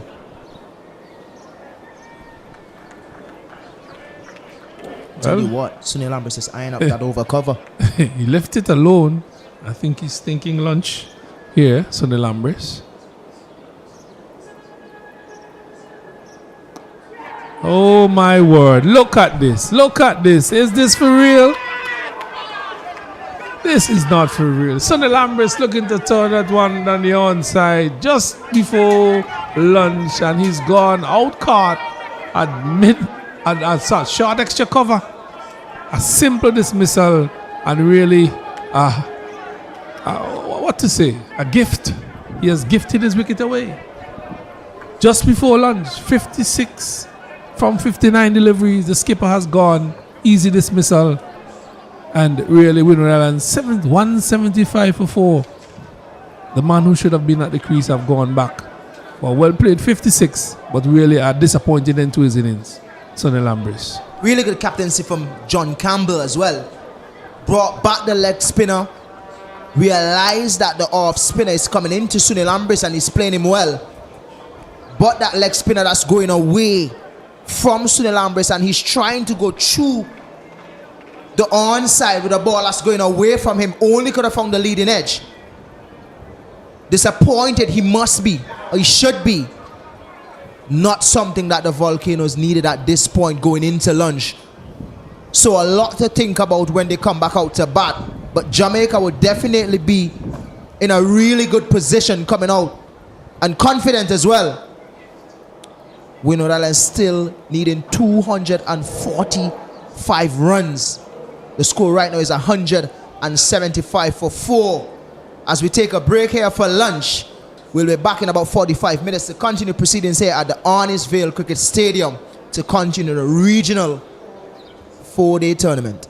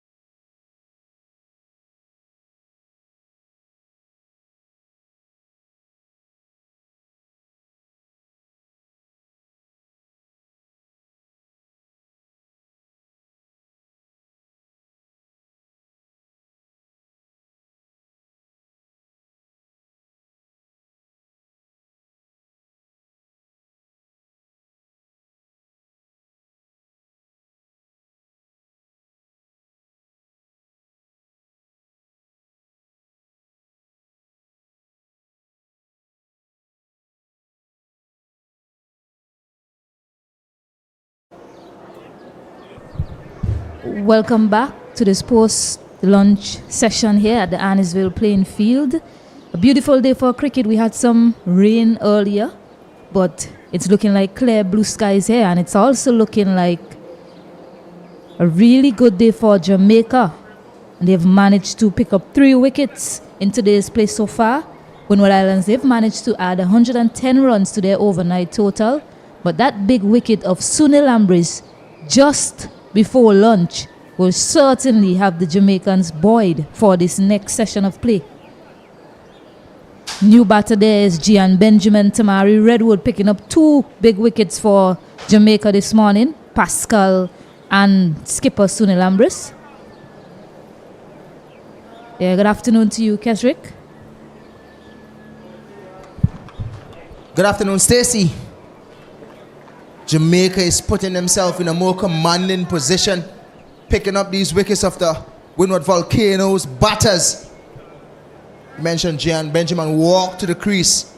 Took a while to really get off in the first innings.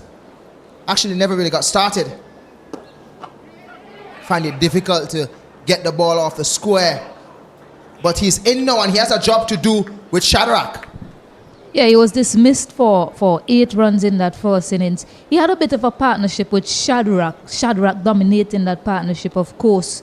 But he spent a lot of time in the middle there. So it's a case now for him to just spend more time with Shadrach, because that is required of the Windward Islands if they are to save this game or even get close to winning it. At this point in time, losing 4 wickets, it looks as if they might need to rethink their approach. They were very aggressive just on the stroke of lunch. An aggressive stroke play brought about the dismissal of Sunil Ambris, just to highlight the aggression that they were batting with just before lunch.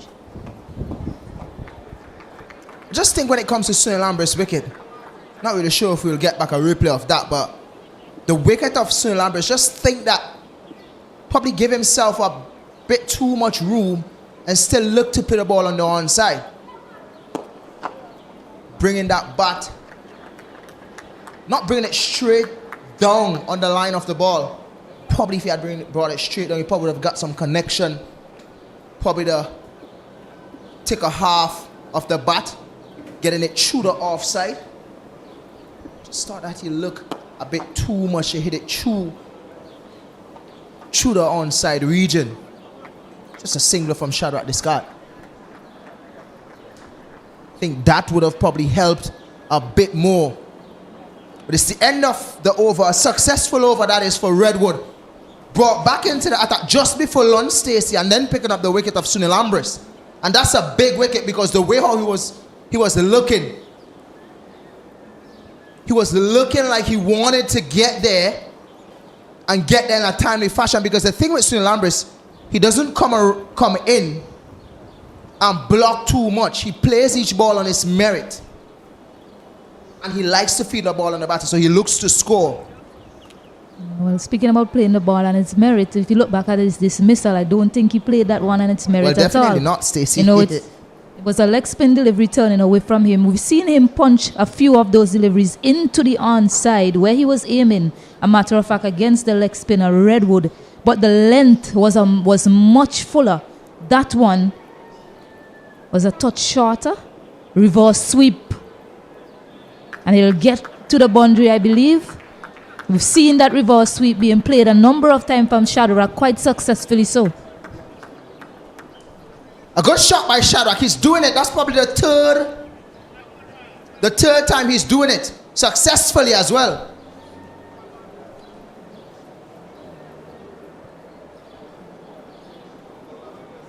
So Shadrach still playing his natural game. I think this is good from Shadrach, but he still needs to be measured and selective in terms of how he goes about these innings. Yes, you want to be aggressive and imposing to the bowlers, but you still need to be selective in your shots. So when he turns it into the onside to pick up a single. They have a huge job here. I mean, if they keep taking it wrong, they would get close, but the singlers really want to do, Stacey. We know that Shadrach Descartes is somewhat similar to Sunil Ambrose. He likes to feel the ball on his back. What he needs to do is start picking those gaps. Something that I find that's very difficult for him to do. He didn't really pick the gap much in the first innings. The Jamaicans, on the other hand, the placement was good.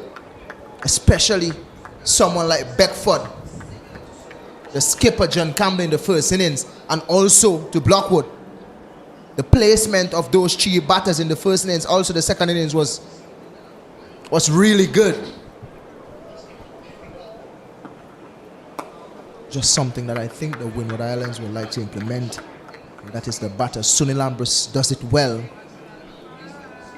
People like a Kevin Hodge, who's not here, Alec Atanese, they do it pretty well as well. Takes him on and takes him on well. One bunks into the boundary for 4. Well, he likes the onside. And he's not someone that's going to sit around if it's short and it's on to the onside. He will pull it. We realize that he's a strong onside player. Royal just getting a bit too straight there to discard. And I like what my co-commentator said. Discard, usually discarded. So I like that. It's something that I'll steal. Yeah, he loves it into his body. So the Jamaicans, they should be looking to take it away. But you notice that is why he's bringing out the reverse sweep. And I honestly think that them putting Redwood now at point, being in the position that the Windwards is in, I really wouldn't mind him playing that shot, Stacey, because it's a risky shot. Yes, he's playing it well. It's the end of the over. A dot to finish. The score is 87 for 4, sorry.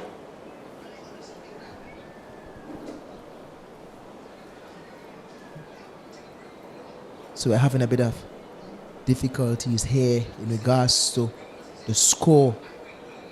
You'll get that rectified soon enough. The score is 184 for 4. Then there's a different score on the board. So we'll get that sorted for you. But we come back to the cricket. Redwood is operating. Yeah, and just on Campbell's captaincy, to bring Redwood just on the stroke of lunch, there, he knows that Sunil was probably going to try and get at him. It's one touch of it on the ball there from Kirk McKenzie. Slows it down, but they get back for 2. And it was really smart from Campbell. I like the fact that he mentioned that, because Sunil Ambrose took a liking into Redwood a couple of overs before. Hence the reason he brought on Barnes. Sunil Ambrose wasn't really destroying Barnes, but he was picking up the singles because he's really good with batting off spin. So he was getting it onto the onside pretty easy. Another full delivery, spanked to the offside. This will definitely go for 4. Yeah, just over pitching there, the young man. Much of what we've seen from him. But good placement from Gian Benjamin there to get it in between the gap. Jovin Benjamin, I beg your pardon. Pick up a boundary. Get his innings going. He's up. He's 8 off 5 deliveries. In his previous match, he was 8 off 40 or so when he got dismissed. You know what, Stacey? For the viewers who's looking on, you would hear myself, Stacey, or the other commentator say Gian Benjamin. His name is Jovin Benjamin, but that's what we know him as here. And that's what he calls himself as well. Gian. So it is something that's inculcated in our minds. But yes, his name is Jovin Benjamin, went to university in Barbados. Another Dominican who studied in Barbados, Kevin Hodges, was studied in Barbados. Shot again from Redwood. I think he's a young man that will grow in confidence. Yes, it's his first game. And I mentioned on a few occasions that we're not seeing the Redwood that we'll usually see at the under-19 level. And yes, he will develop. You want to give him some time, give him some game behind of him to build that sort of confidence. But it's the end of the over. Dot to finish. The score is 190 for 4.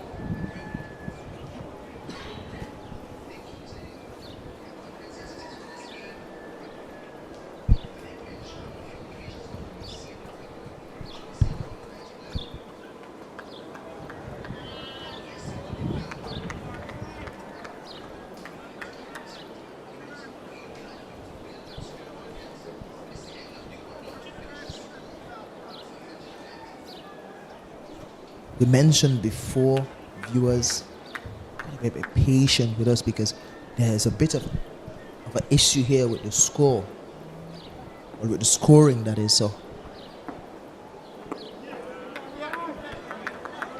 Yes, so Royal operating to Benjamin. But yes, just to touch back on Redwood, I think the skipper, he realizes he has a lot of runs still to play with. Almost half of the squad back into the hut already for Windward Islands. Driven firmly but straight to that fielder. And he knows that while the young man might give him a few innocuous deliveries in between, there's the possibility, the strong possibility of him ripping one past the batters and picking up that wicket, that sort of magic delivery that he expects to see from him.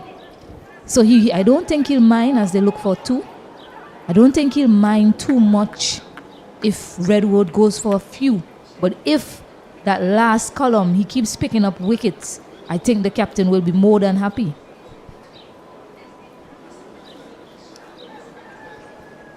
skipper John just pushing back Odin Smith on the long on boundary.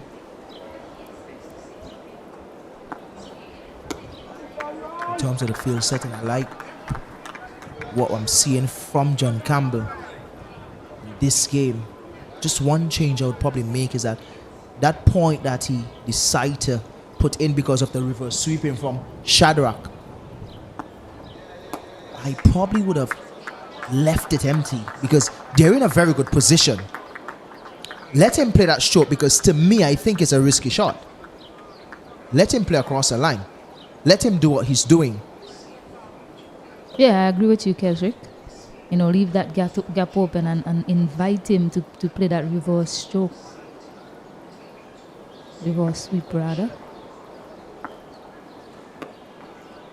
For a batter like Gian, he would not look to play that reverse sweep. So probably move that point and bring him over to fine leg, where he would look to tuck that one that is coming into him that's a bit too straight. But it's the end of the over, dot to finish again. The score is 193 for 4.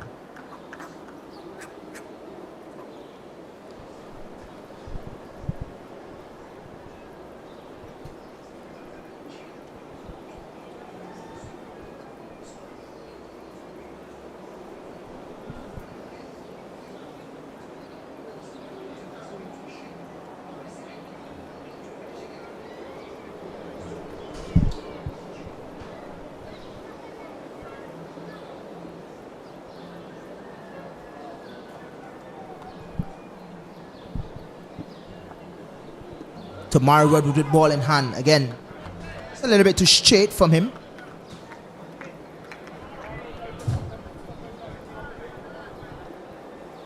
So we're confirming that yes, there is a little issue here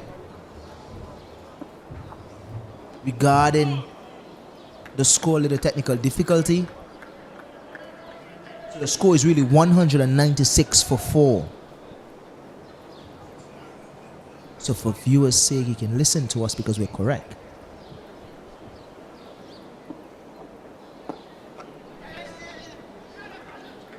Yeah, I like that there from Gian just now. Benjamin saw the opportunity for a quick single and called through Shadrach, who replied and managed to get a quick single. So I like that. That's good from the batters. That sort of energy is required. Whether you're trying to win or save the test match, you still need to be positive. Sorry, the 40. Once you see whites on, you know, usually just say test match one time. Speaking of white stays, I can't tell when last I put on some whites. It's been a while, You don't have Stacey. white clothes in your wardrobe? I don't Kendrick? have any. I've been looking for that the other day, but not seeing anything. We'll have to correct that. Certainly have to correct that, Kesrick. I'm not sure I want it to be corrected. I like it just the way it is. I like to see colored clothes. Oh, you say you can't tell the last time you saw you wore some white. Not saying I missed it though. All right, fair enough, fair enough. But it's the end of the over. Anytime I see you, Score is 197 for 4. yeah, anytime I see you in any sort of white clothes, I'm gonna take a picture and post it for your fans to let them know that you have some sort of white clothes in your closet. By the time you see that, you'll be running out of film. So I'm not sure you will ever get that picture, Stacey. Can't tell when last I played some cricket in the sun, in whites. T20 cricket and T10 cricket is now played mostly in the night, so I'm not really sure. I had a conversation with Odin before this game, and he's like, I can't tell when last I played in the sun, Kesrick, but he's doing a fine job. He never looked like he is dying out there. It's a change of bowling again. Brad Barnes has been introduced, the man who took the wicket of Shadrach in first innings. Starts 2 straight, Brad. Yeah, in that first inning, he deceived him with the length. Got him trying to play a similar shot. He smoked him for 2 sixes. Shadrach in the last innings, and then he just changed the length and the line as well. Hang it out a bit wider. Shadrach looking to play a similar stroke, was caught at long off.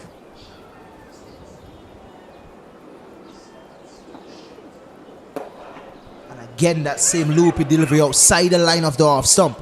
Quick single. Took a lot of steps to get there, Gian.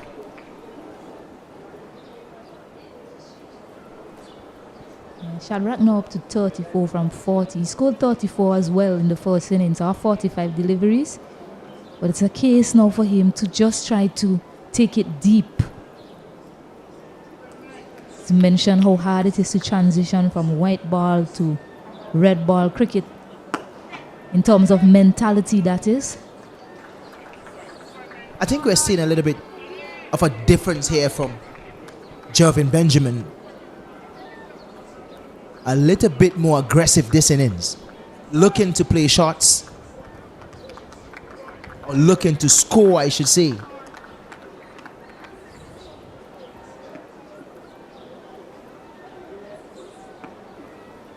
Remember, he's down in the history books, Stacey.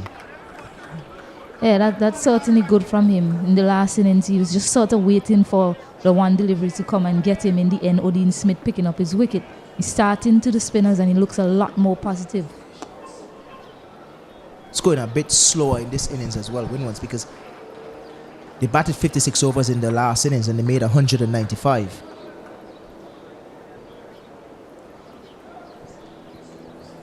$189 now for 4.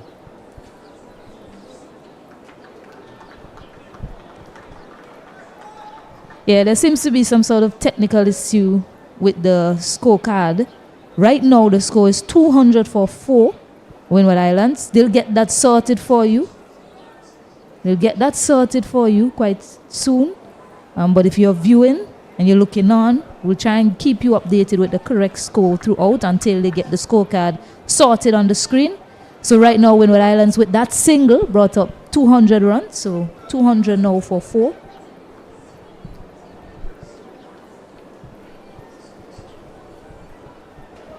That issue has been going on for a while. Need to get that sorted so that the viewers would be updated with what's going on here at the Arnisville Cricket Stadium. Misfeel again from Odin. Couldn't get down in time. I was just talking about him looking good out there for the 4 days that he has been playing, but I'm not sure if a little bit of fatigue is creeping in. We haven't seen him featured with the ball today just yet either. Not that he's really required. The spinners are really doing a good job for their team so far.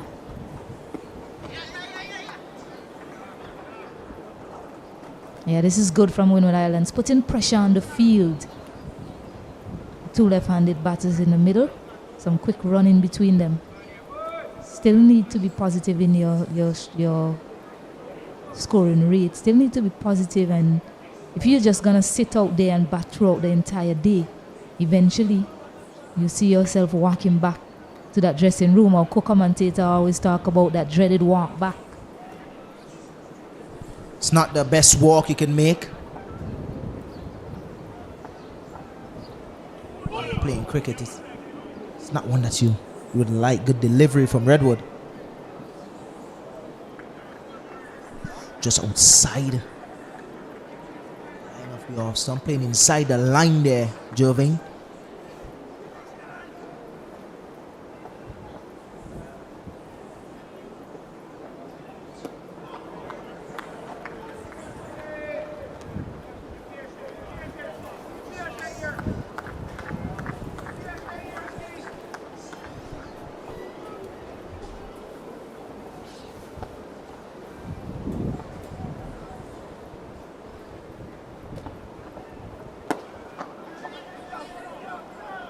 Quick single, get there safely. Don't think it will be too long before we see Jamaica bringing back probably one of their main pacers. And I'm not sure if I should mention Blackwood as the main pacer here, but really and truly I'm talking about Minley, probably Odean Smith. Sure, we might see Blackwood for the rest of the day. If we do, it wouldn't be a shocker. Dot to finish again from Redwood. Score is 204 for 4.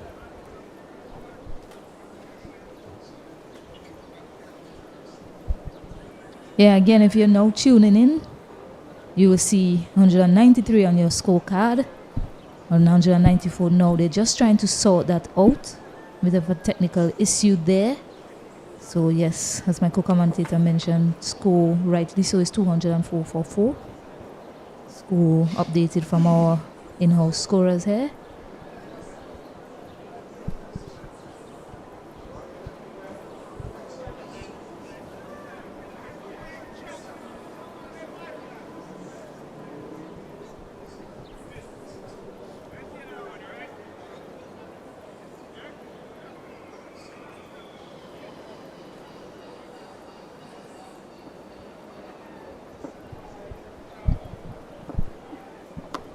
Brad Barnes to continue. Starts with a dot.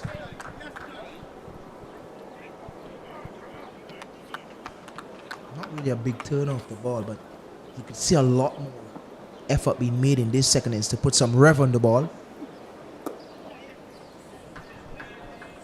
He was brought back because he picked up the wicket of Shadrach Discard in the first innings.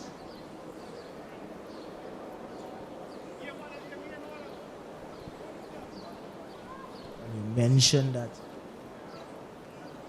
a lot of the times John Campbell do a lot of matchups. So far, so good. He has been successful doing it. Yeah, good memory from him as well. Just remembering the what was successful for him in the first innings against certain batters. And the bowler as well.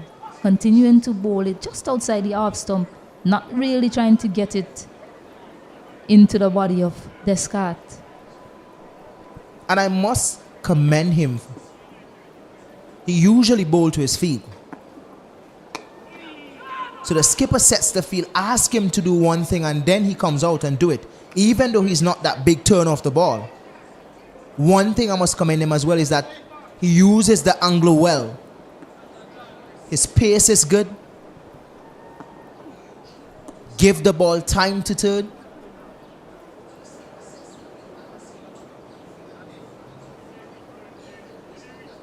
So really good pace on this surface from Brad Barnes. So I'm very impressed with what he's doing.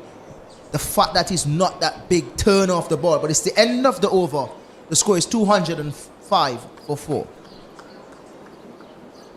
Yeah, the variations in length and pace as well. That's why He's been able to sort of control things from his end when he's given the ball. And I think that's why he was brought back, just to bring back some control. Had a bit of free-flowing scoring between Ambris and Descartes, Katoy previously. Yeah, this one is driven nicely, quite elegantly to the offside. All the fielders unmoved. So a wonderful hit there from Benjamin to pick up another boundary to his tally. Second time I see him driving nicely to the offside.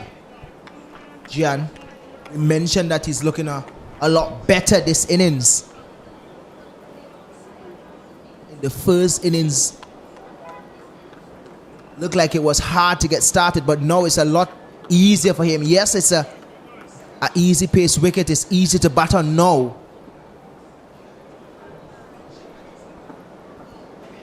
Shot again to the offside. This will go for 4. The cameraman may have some work to do to throw back that one.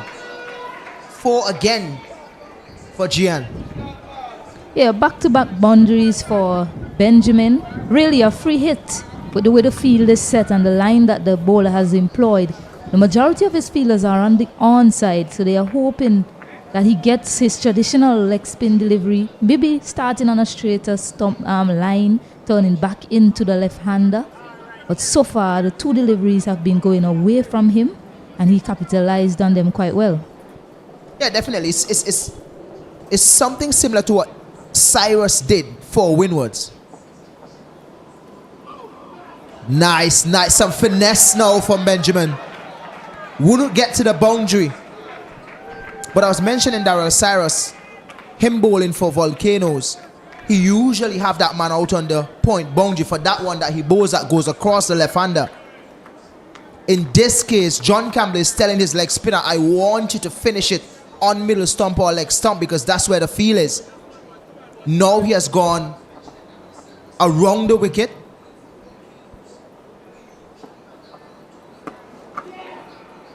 Yeah, I also like the fact that John Campbell didn't change the field. 2 boundaries were hit in that area. He didn't change the field. He didn't push the man back. There's a plan that they're working with, and it's just a matter of the bowler getting it in the right area. As I mentioned, they are 205 runs behind Volcanoes.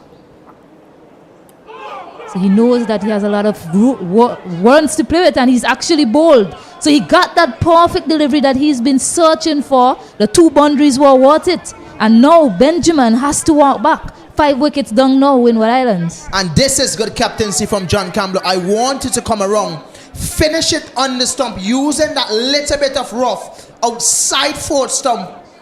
And that is what Benjamin is not looking for. Really well bowled from the young man Redwood. This is his 3rd wicket now. And this is good work. I'm like what I'm seeing here from John Campbell. He's asking his spinners to bowl to the field that he's setting. Exceptional work. Gian Benjamin is gone. That walk back again, Stacey. Not the one that Windwards wants to see. Yeah, he was looking good. A quick 23 from him. But in the end, some deception coming into play there. They left that gap open, dangled it in front of his eyes just to try and keep inviting himself to that gap, try and pick up quick runs there. But the bowler Redwood, the big man for Jamaica in this innings, gets one to turn viciously back in to Gian Benjamin, who was looking to play a similar drive like what he played in that first delivery to the young man Redwood. In the end, Redwood getting the last laugh there. Like what I'm seeing here from the Jamaicans. Look a lot better this year in terms of their bowling.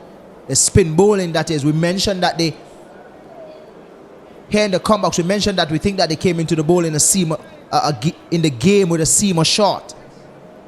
But their spin has been exceptional.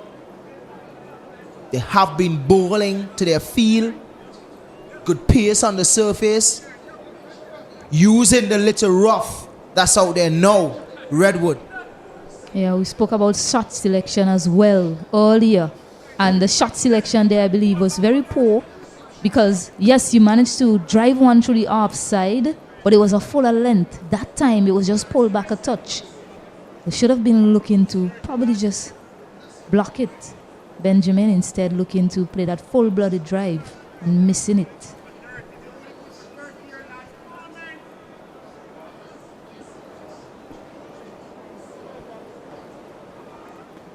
Quicker one from Redwood. Immediately. Dot to finish. Score is 215 for 5. You've been calling for a change of pace, but the way these spinners are operating for Jamaica, don't think we'll see that anytime soon. I'll tell you what, Stacey, I mean, if your spinners are doing the job, there's no need to bring the paces. They're not really scoring, apart from the few boundaries that was hit off Redwood, but that wicket probably gave him an extra 3 overs or so. There's still a left-hander at the crease, and so far he has been bowling well to the left-hander, and he can even bowl better to the right-handers. Pushed out to extra cover, challenging the boundary. Redwood doing chase. Just 2 though. Still Brad Barnes operating.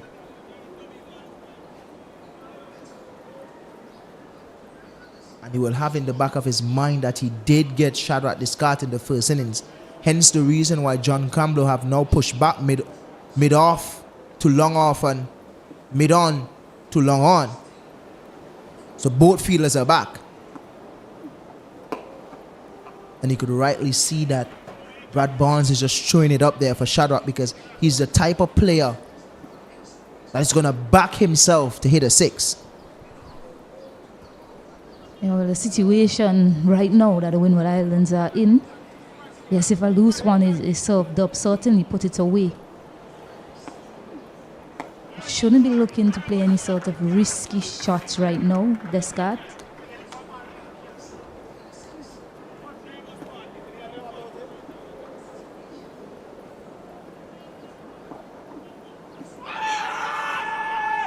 Loud appeal.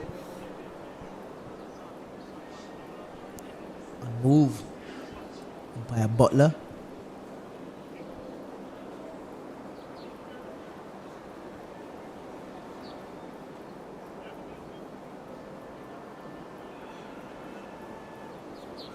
Just trying to figure out here from Windward's perspective if they're still looking to make a game out of this or they're looking to just bat out the day and look for a draw.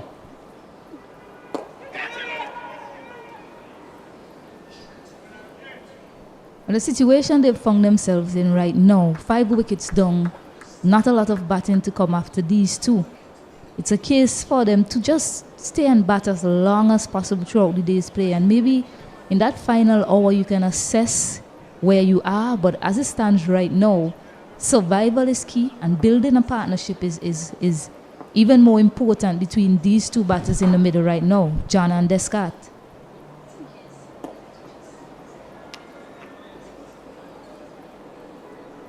Dot to finish again. End of another Brad Barnes over. Score is on 218 for 5.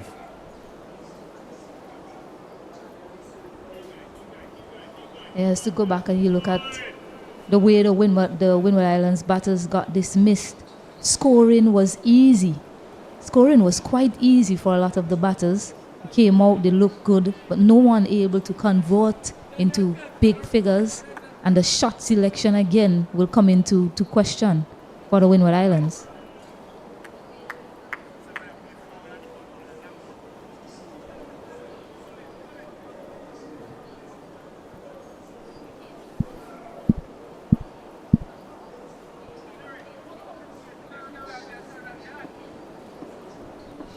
Redwood to continue.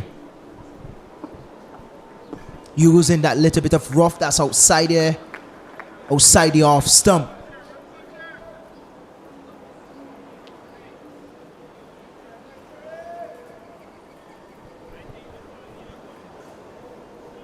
really smart piece of bowling to get rid of Jervin Benjamin. Saw that he was getting into the drive. Changed the length. That one just going through bat and pad. We're seeing a little glimpse of what he usually doing on the 19 cricket.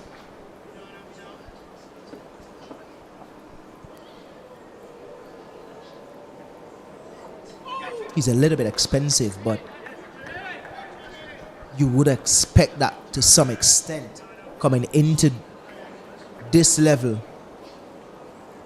Batters will feel like they can overcome him, and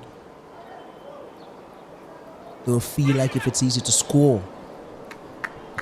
But the way that he bowled today, and the way he picked up his wickets, is really showing a glimpse of what we saw here last year in the Rising Star on the 19 tournament.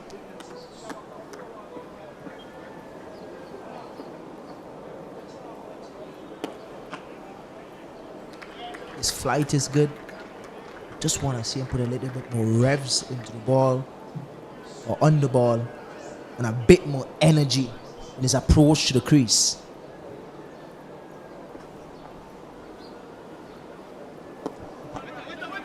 Something like what we get from Cyrus. His bounce goal and his energy to the crease is perfect. Dot to finish here from Redwood. The score is 219 for 5.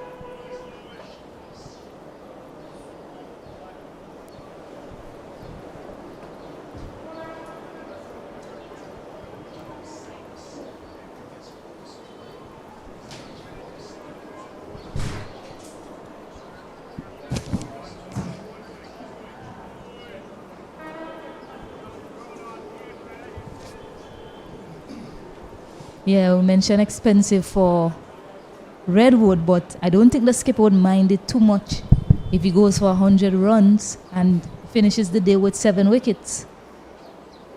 So far, he's picked up 3. Barnes to continue.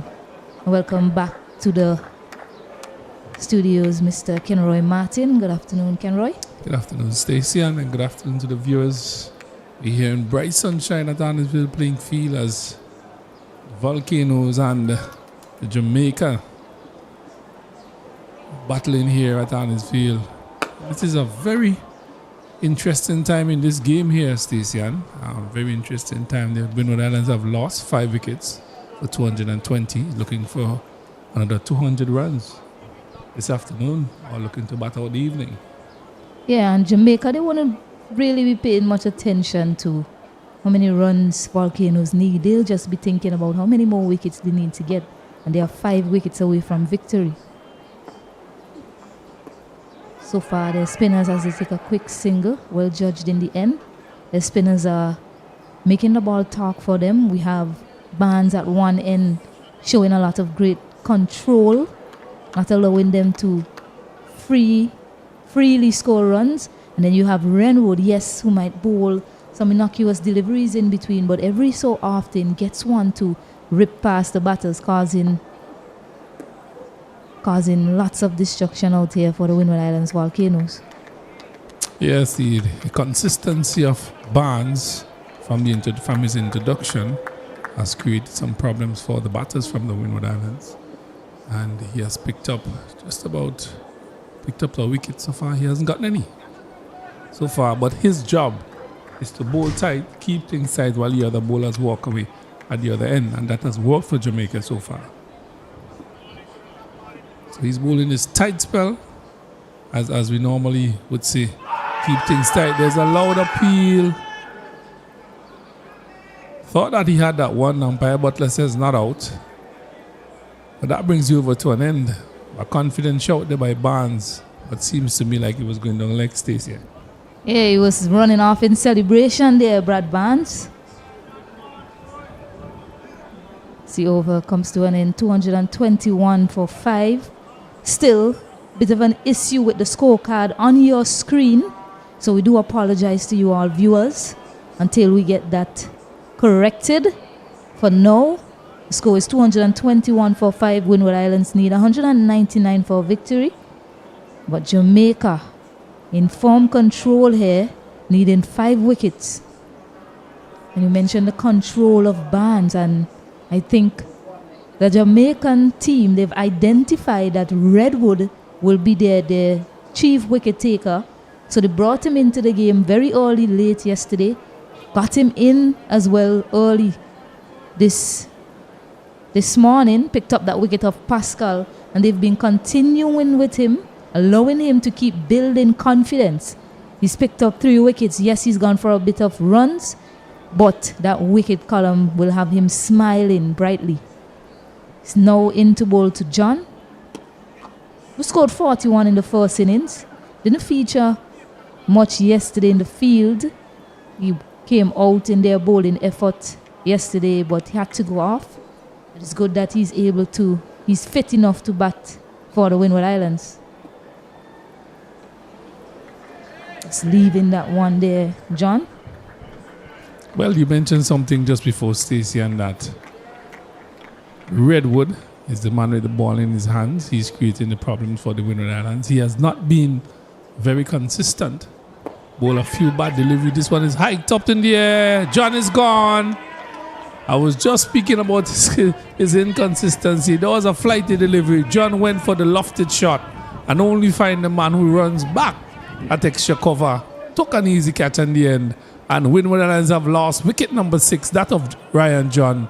And they are in some serious trouble here at 221.45. Yes, certainly so. And Redwood continues in his wicket-taking ways, a fuller length, turning away from the right-handed batter and getting a healthy edge that was taken by the man there at cover. I'll get his name for you in a moment. That's what we've been saying about Redwood. They have recognized that he is the chief wicket taker for them in this second innings, and he has been employed fully since being introduced, and he's been picking up wickets regularly as well. Well, he has bowled in tandem with Barnes. Barnes has bowled a pretty tight line, keeping things in check. No runs have been scored off of Barnes, and Redwood keep bowling wicket-taking deliveries, really. That was just a flighty delivery, and John went for that, went for the lofted shot very early in his innings, and he perished. Really, to an easy catch in the end, but some good ground was covered there by the man at cover. And the Windwards are now 221 for 6, and Descartes is unbeaten on 42. Windward's Volcano needs another 199. It's look like a very tall order for a lower order batsman. Certainly, indeed. The catch was taken. I believe it was a substitute fielder, McCarthy, but he looks as if he's going to be replaced. I think Glenn was off the field. I remember him going off the field earlier.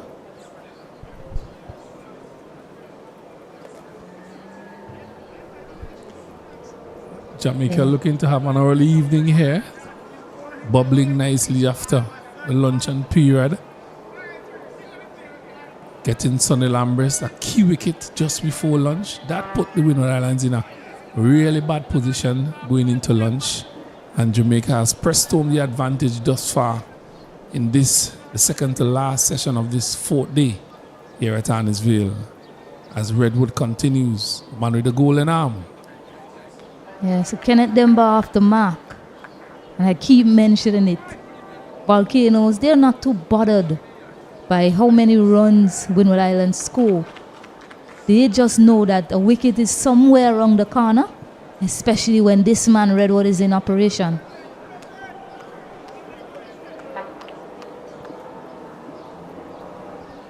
Yeah, Jamaica, sorry, not too bothered. I beg your pardon. Bit of wit offered. Didn't time it well, but they managed to scurry back for 2. So good running in the end. Run out right now would have really spelled disaster for Windward Islands. They're already in a spot of bother as it stands. Well, I think Descartes has changed his approach, really, after the loss of the wicket of Ryan John.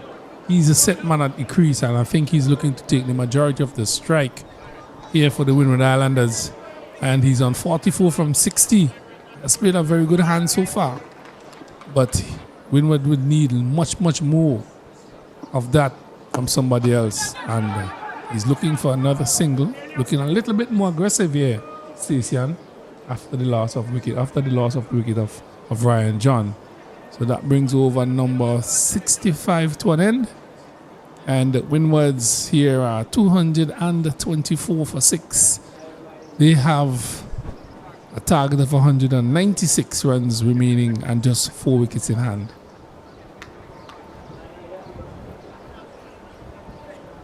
Had some rain earlier. It doesn't seem that way at all, Stacey, as the sun comes out in all its glory. Bright sunshine here at Arnisville. Lovely.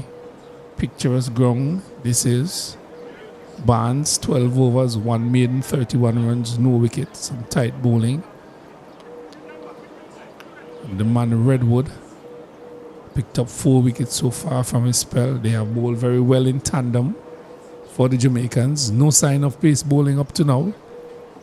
Windward saw coming to spin. Yeah, apart from those overs by Mindley very early this morning, haven't seen any sort of pace on the ball. Spinners have been in operation throughout. So Kenneth Demba is doing battle there. Battle indeed, Ken Roy.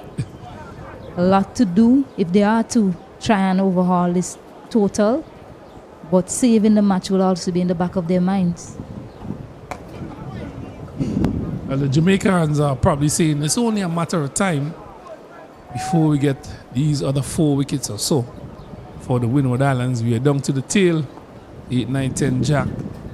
As Barnes continue.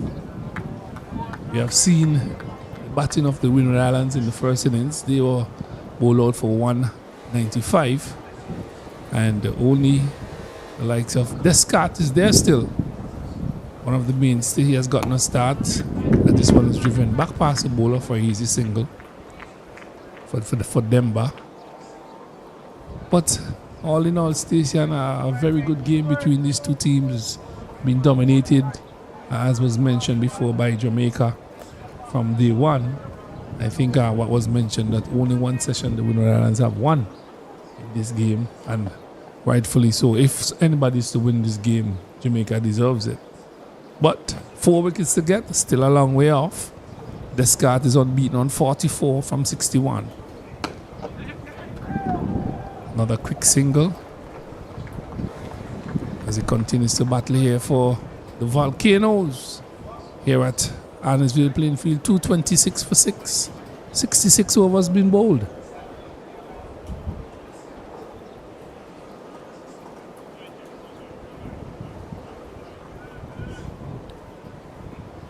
Jamaica really has done pretty well here. The final day of this 4-day encounter. They have stuck to their plans. Bowl never really got frustrated, get flustered as Redwood continues. This one just pitches and bounces a little bit more than normal. He has 4 for 65. This is his debut game as well. Brilliant start for him in this career, first-class career. This one is hit in the air, over square leg, 1, 2, 3, bounce. The man comes around from mid-wicket. Fields. So 2 more runs to Descartes. He goes up now to 49. Closer to that half century. He had a good start in the first innings and really gifted it away as well.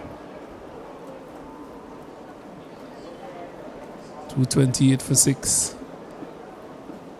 Battle continues here as the breeze blows across the playing field. Again, this is a loud appeal. My God, he has got him on 49. 49.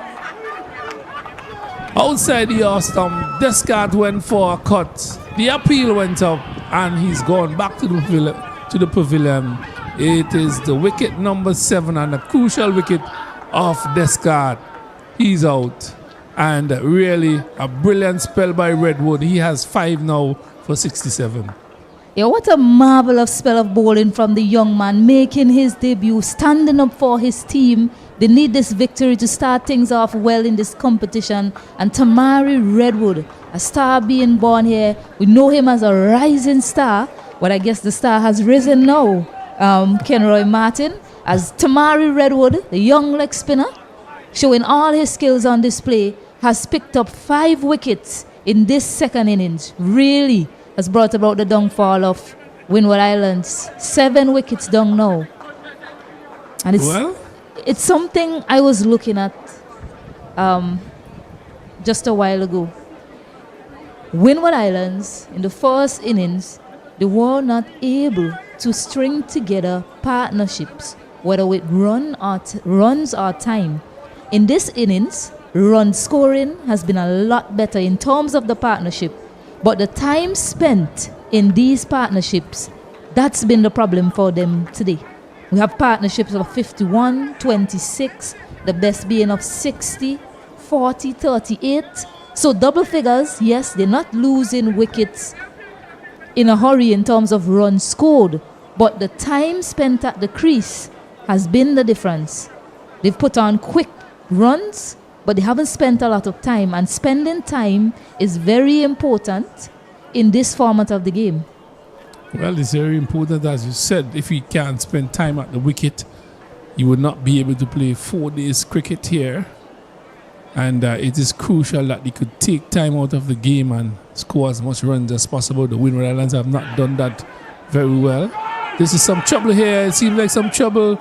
Brilliant feeling there by the man at mid-wicket. 2 batters caught in the middle of the wicket in no man's land, but they got home safely. And really the pressure continues to tell on the Windward Islands batters here at 2:28 for 7. Kenneth Demba and Cyrus at the crease batting for Windward Islands. They have just lost that crucial wicket of Descartes for 47. Yeah, and Cyrus, he was actually run out in the first innings. So had he been run out there, my word. So, Redwood to finish his over. So you're basically And we saying have here, another delivery remaining, sorry. You're basically saying here now, Stacey, the fat lady is singing. The fat lady is singing at Annisville here. It's only a matter of time. It's 9-10 Jack as Redwood continues to bowl here at Annisville. It's 13 overs for Redwood. No maiden, 67 runs, 5 wickets. That tells a story as well, Stacey. He has not bowled a maiden over, and he has picked up 5 wickets. Well, that's what we've been saying. The skipper isn't too bothered about how many runs they take off him. But since the return from them back on the field after lunch, he's been picking up wickets consistently, almost every over, every other over. And the Windward Islands, they are falling quite quickly to him. And the skipper, he doesn't mind it too much that he's going for a bit of runs. But it's just those deliveries that he's getting in the right area that's causing all the problems for Windward Islands. And he's picked up 5. A splendid display of leg spin bowling. Yes, we've mentioned he's inconsistent, but he's only going to get better. Barnes continues. Demba is long forward. Change of bowling, actually. Windward's Volcano needs another 192. Demba needs to get 100 of those. He's thinking about that, Stacey. And Cyrus needs to get 92. Yeah, 7 wickets down. 5 to that man Redwood and 2 to this spin operating Royal. So all the wickets so far between these two that's currently in operation. So the skipper has decided, time to end it. Let me get my other wicket taker back on the ball and try and wrap things up as quickly as possible. No doubt that he's looking to finish things here. As you see, just held up in play. Not too sure what is happening. But really, Windwards have fallen here, like, as a fellow commentator, like 10 pins. At Annisville, some consistent bowling here by these spinners all morning. They have bowled in the areas, and really some of the wickets are gifted. Really, we could go back and check those wickets off, especially the one of the skipper, Sonny Lambris, just before lunch. That was a gifted wicket as well. And really that didn't help the Windward Islands in their quest to get to that total that the Jamaicans have set for them. So here presently 228 for 7, and they have employed another man under the bat, creating even more pressure for Kenneth Demba.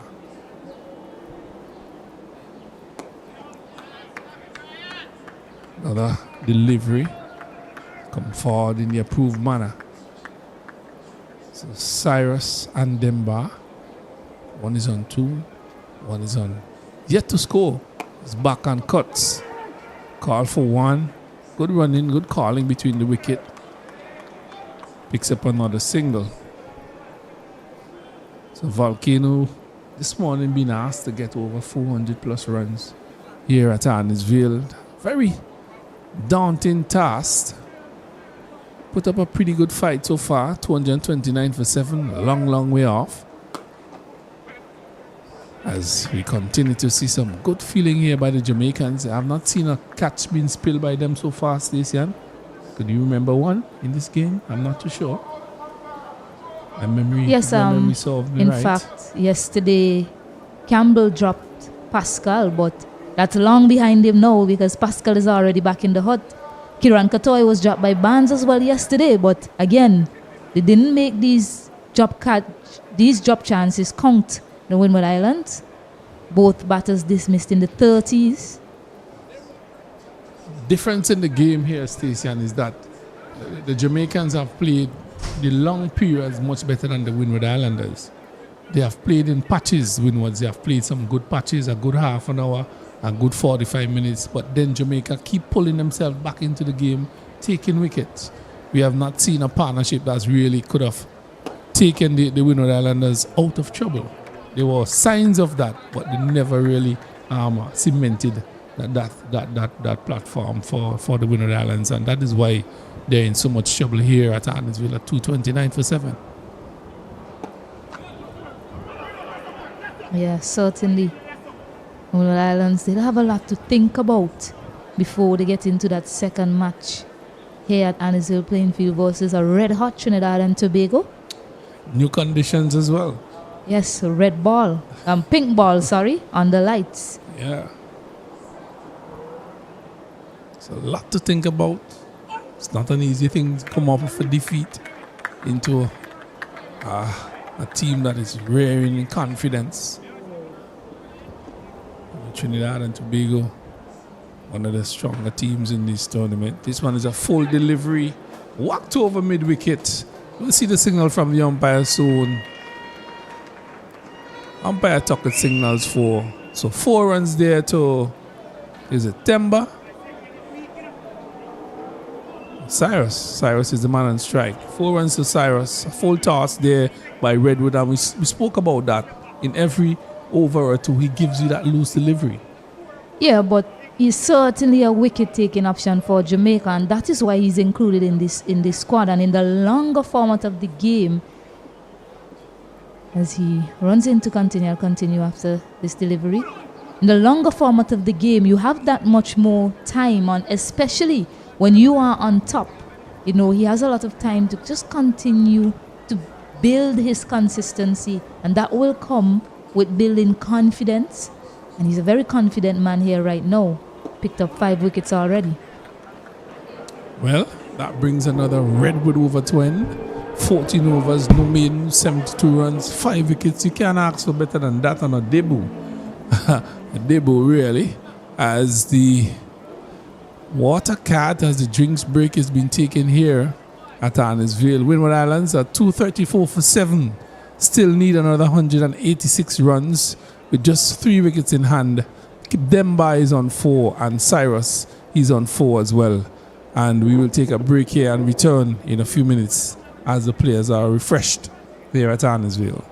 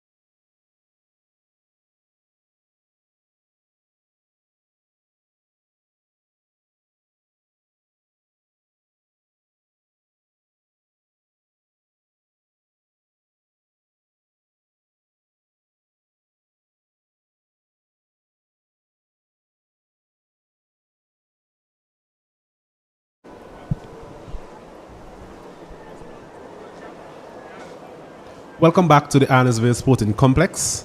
Welcome back to this wonderful 4-day encounter we are seeing here. I'm sure the word wonderful will resonate well with the Jamaicans. Not so much the Windward Islands. The spot of border here, 234 for 7. Jamaicans really putting a dent in their match towards any sort of points that they could accumulate in this match. As I welcome back Kesrick Williams into the commentary box. Good afternoon, Kesrick. Good afternoon to you, Mr. Kato. This one is hit officially, but to the right of the man there at a mid-on position, Mindley, I don't think he's going to get anywhere close to it.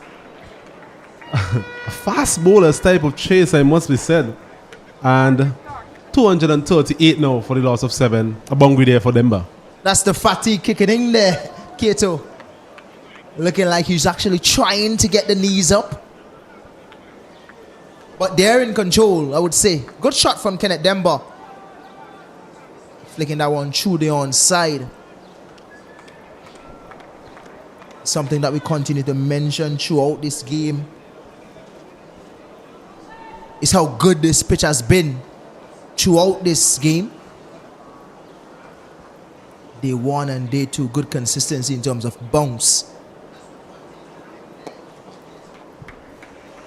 Well, I'll tell you what, we haven't seen anything out of the ordinary, really. And testament to the good work put in by the ground staff here for this particular wicket. Still coming on to the bat quite nicely.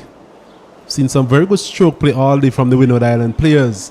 Being able to score at almost a runner ball. Captain Ambrose, likes of Cotoy, today, that is. So it tells me that there's still a consistent nature about the wicket. Unfortunately for the Windward Islands, they've lost wickets at regular intervals. I really think it's a good wicket for batting. It got better for batting as it gets harder. Day 4 and day 5, even the wear and tear brought the spin bowlers into play now. But it's the end of the over. The score is 238 for 7. Speaking of the youngster Redwood, good to see him picking up a 5 wicket on his debut. This will do a lot for his confidence going forward. And I like the pace in which he bowled with in the second innings. Didn't really bowl a lot in the first innings, but he's showing a little bit of his class from what we have seen throughout the under-19 Rising Star tournament here in St. Vincent last year. Again finding the edge, it looks like. Picks up a single here. That was Cyrus. Bit agricultural from him, Cyrus, that delivery. Turning quite appreciably outside the off stump. Looking to hit that in the vicinity of the Mike Finley Pavilion. Cyrus, thankfully for him, missed it completely.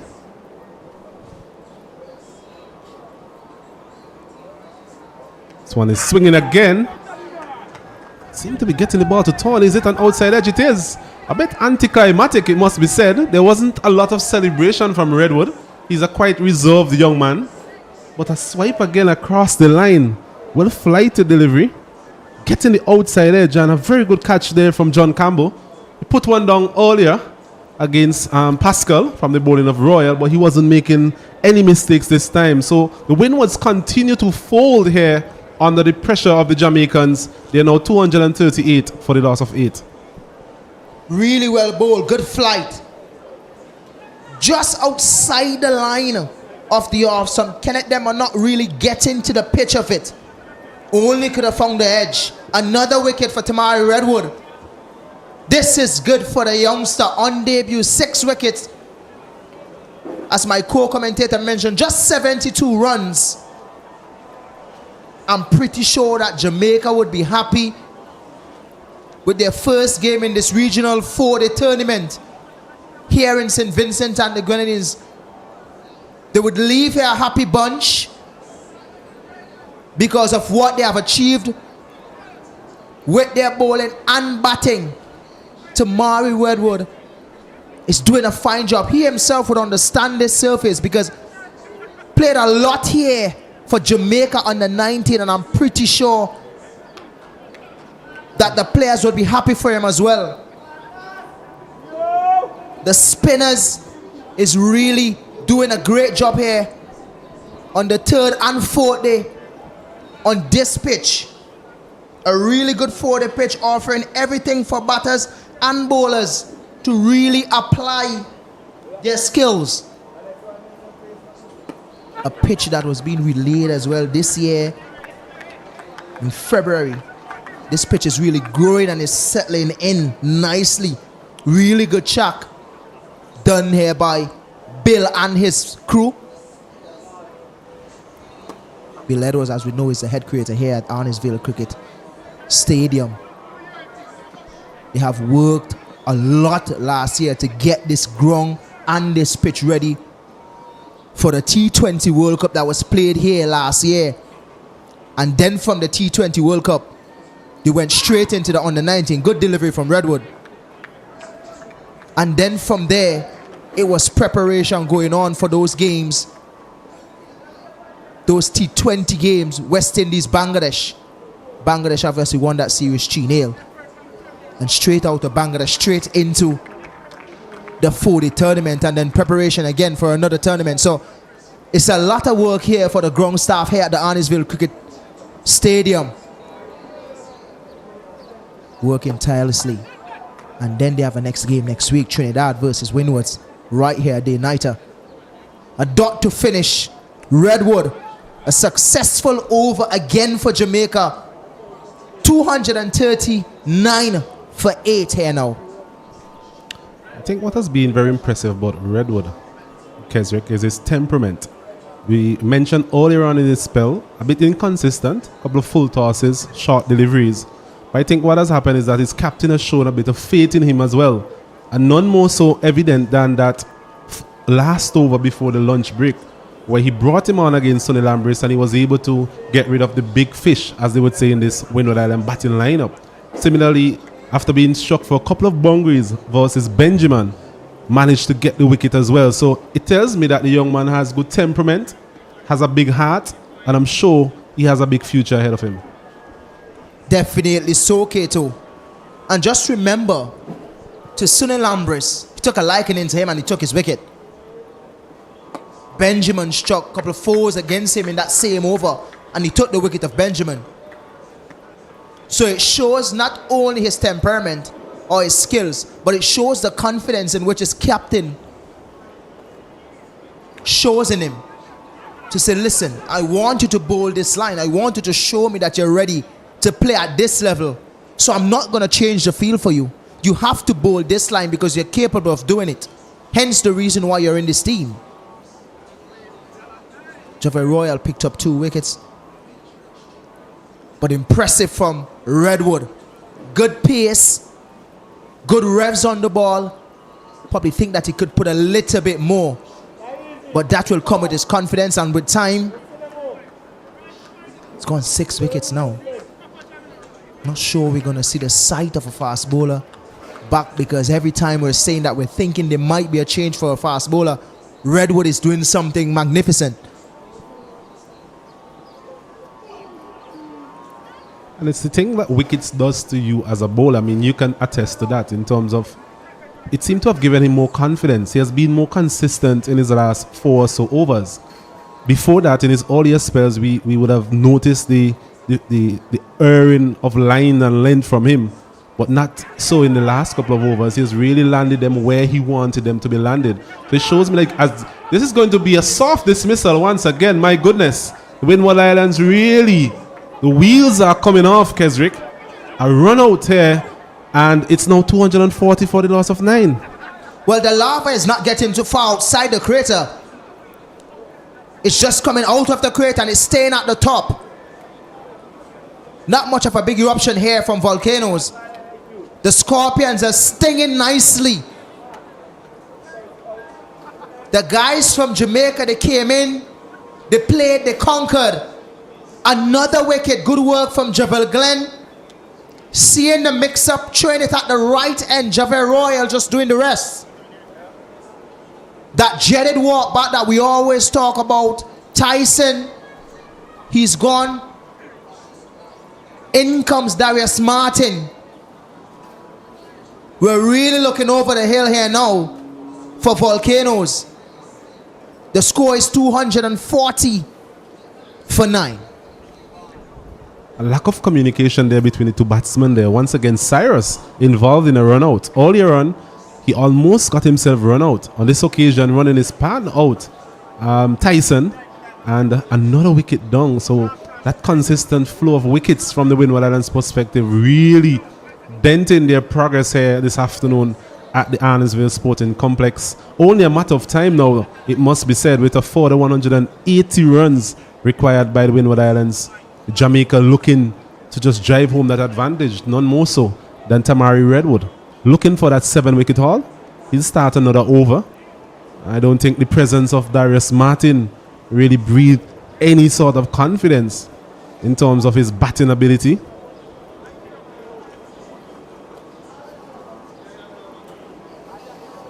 It's a slip, I'm on a short leg, I'm on a silly mid off as well. A couple of players around the bat. He's swinging across the line and he's out. So Redwood finishes with figures of 7 for 65 it is. And it's the end. It's the end of the Windward Island innings. There was Darius Martin. We mentioned his pedigree as a batsman, or lack of pedigree there is. And on this occasion, another flighted delivery from Redwood, just in the area we was speaking of in terms of him being more consistent in that area. He went for the big swing, Darius Martin, and appeared to have left the crease with stumping there from Beckford. He has been reasonably efficient behind his stumps, but it's all about that man Redwood finishing with 6 for 72 in this 7 for 72. My goodness, I'm cutting his wicket tally short, but very good performance by the young man. Really good work here from Jamaica. I'm very impressed with what I'm seeing here. Good figures from the Jamaica bowlers. Marquino Milne, 7 overs, haven't really picked up a wicket. But the man that we really want to talk about is Tamari Redwood. 7 wickets today, 72 runs on debut. Javar Royal helping nicely, picking up 2 wickets. Jamaica Scorpions stung the Volcanoes well today. What a start by Jamaica Scorpions in this Regional 4, the championship. I must say, I'm very impressed with what I've seen from Jamaica, knowing that they're coming into a game to play against a team that in the last 5 games, they have won 3 games against them, which is Windward Islands. Came in with a lot of confidence. We did say that we think that they came in with 1 fast bowler short, but it didn't matter.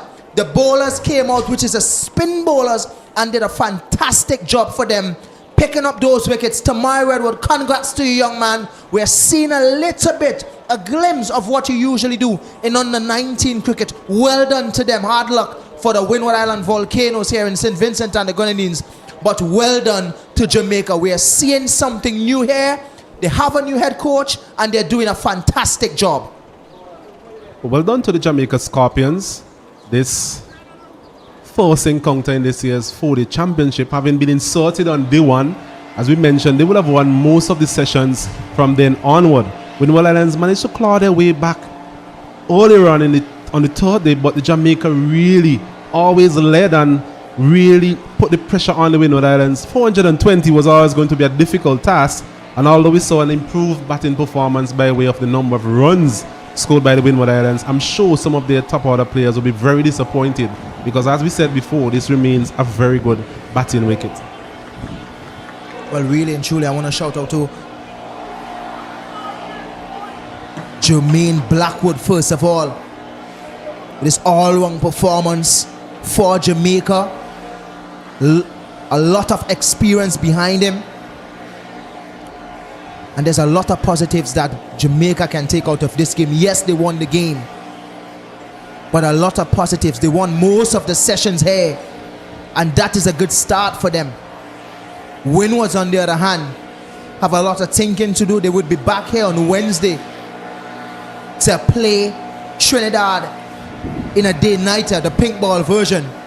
So they have a lot of thinking to do, especially when it comes to their bowling and their batting. We see a glimpse of what their batting can do in the second innings. So we know that they have a lot of pedigree in batting there. Sunil Lambris, scoring a half century in this game. Well done to him, leading from the front as skipper. But a lot of work needs to be done at the top of the innings.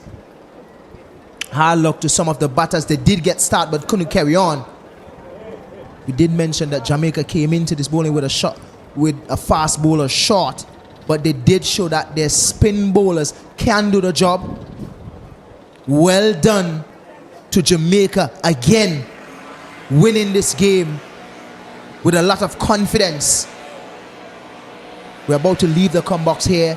Myself, Mr. Kato, Alan Cruikshank, Stacey Adams and Kenroy Martin, who filled in today, will be back here on Wednesday for another regional 4-day championship game between the Windward Island Volcanoes and the Trinidad and Tobago Red Force.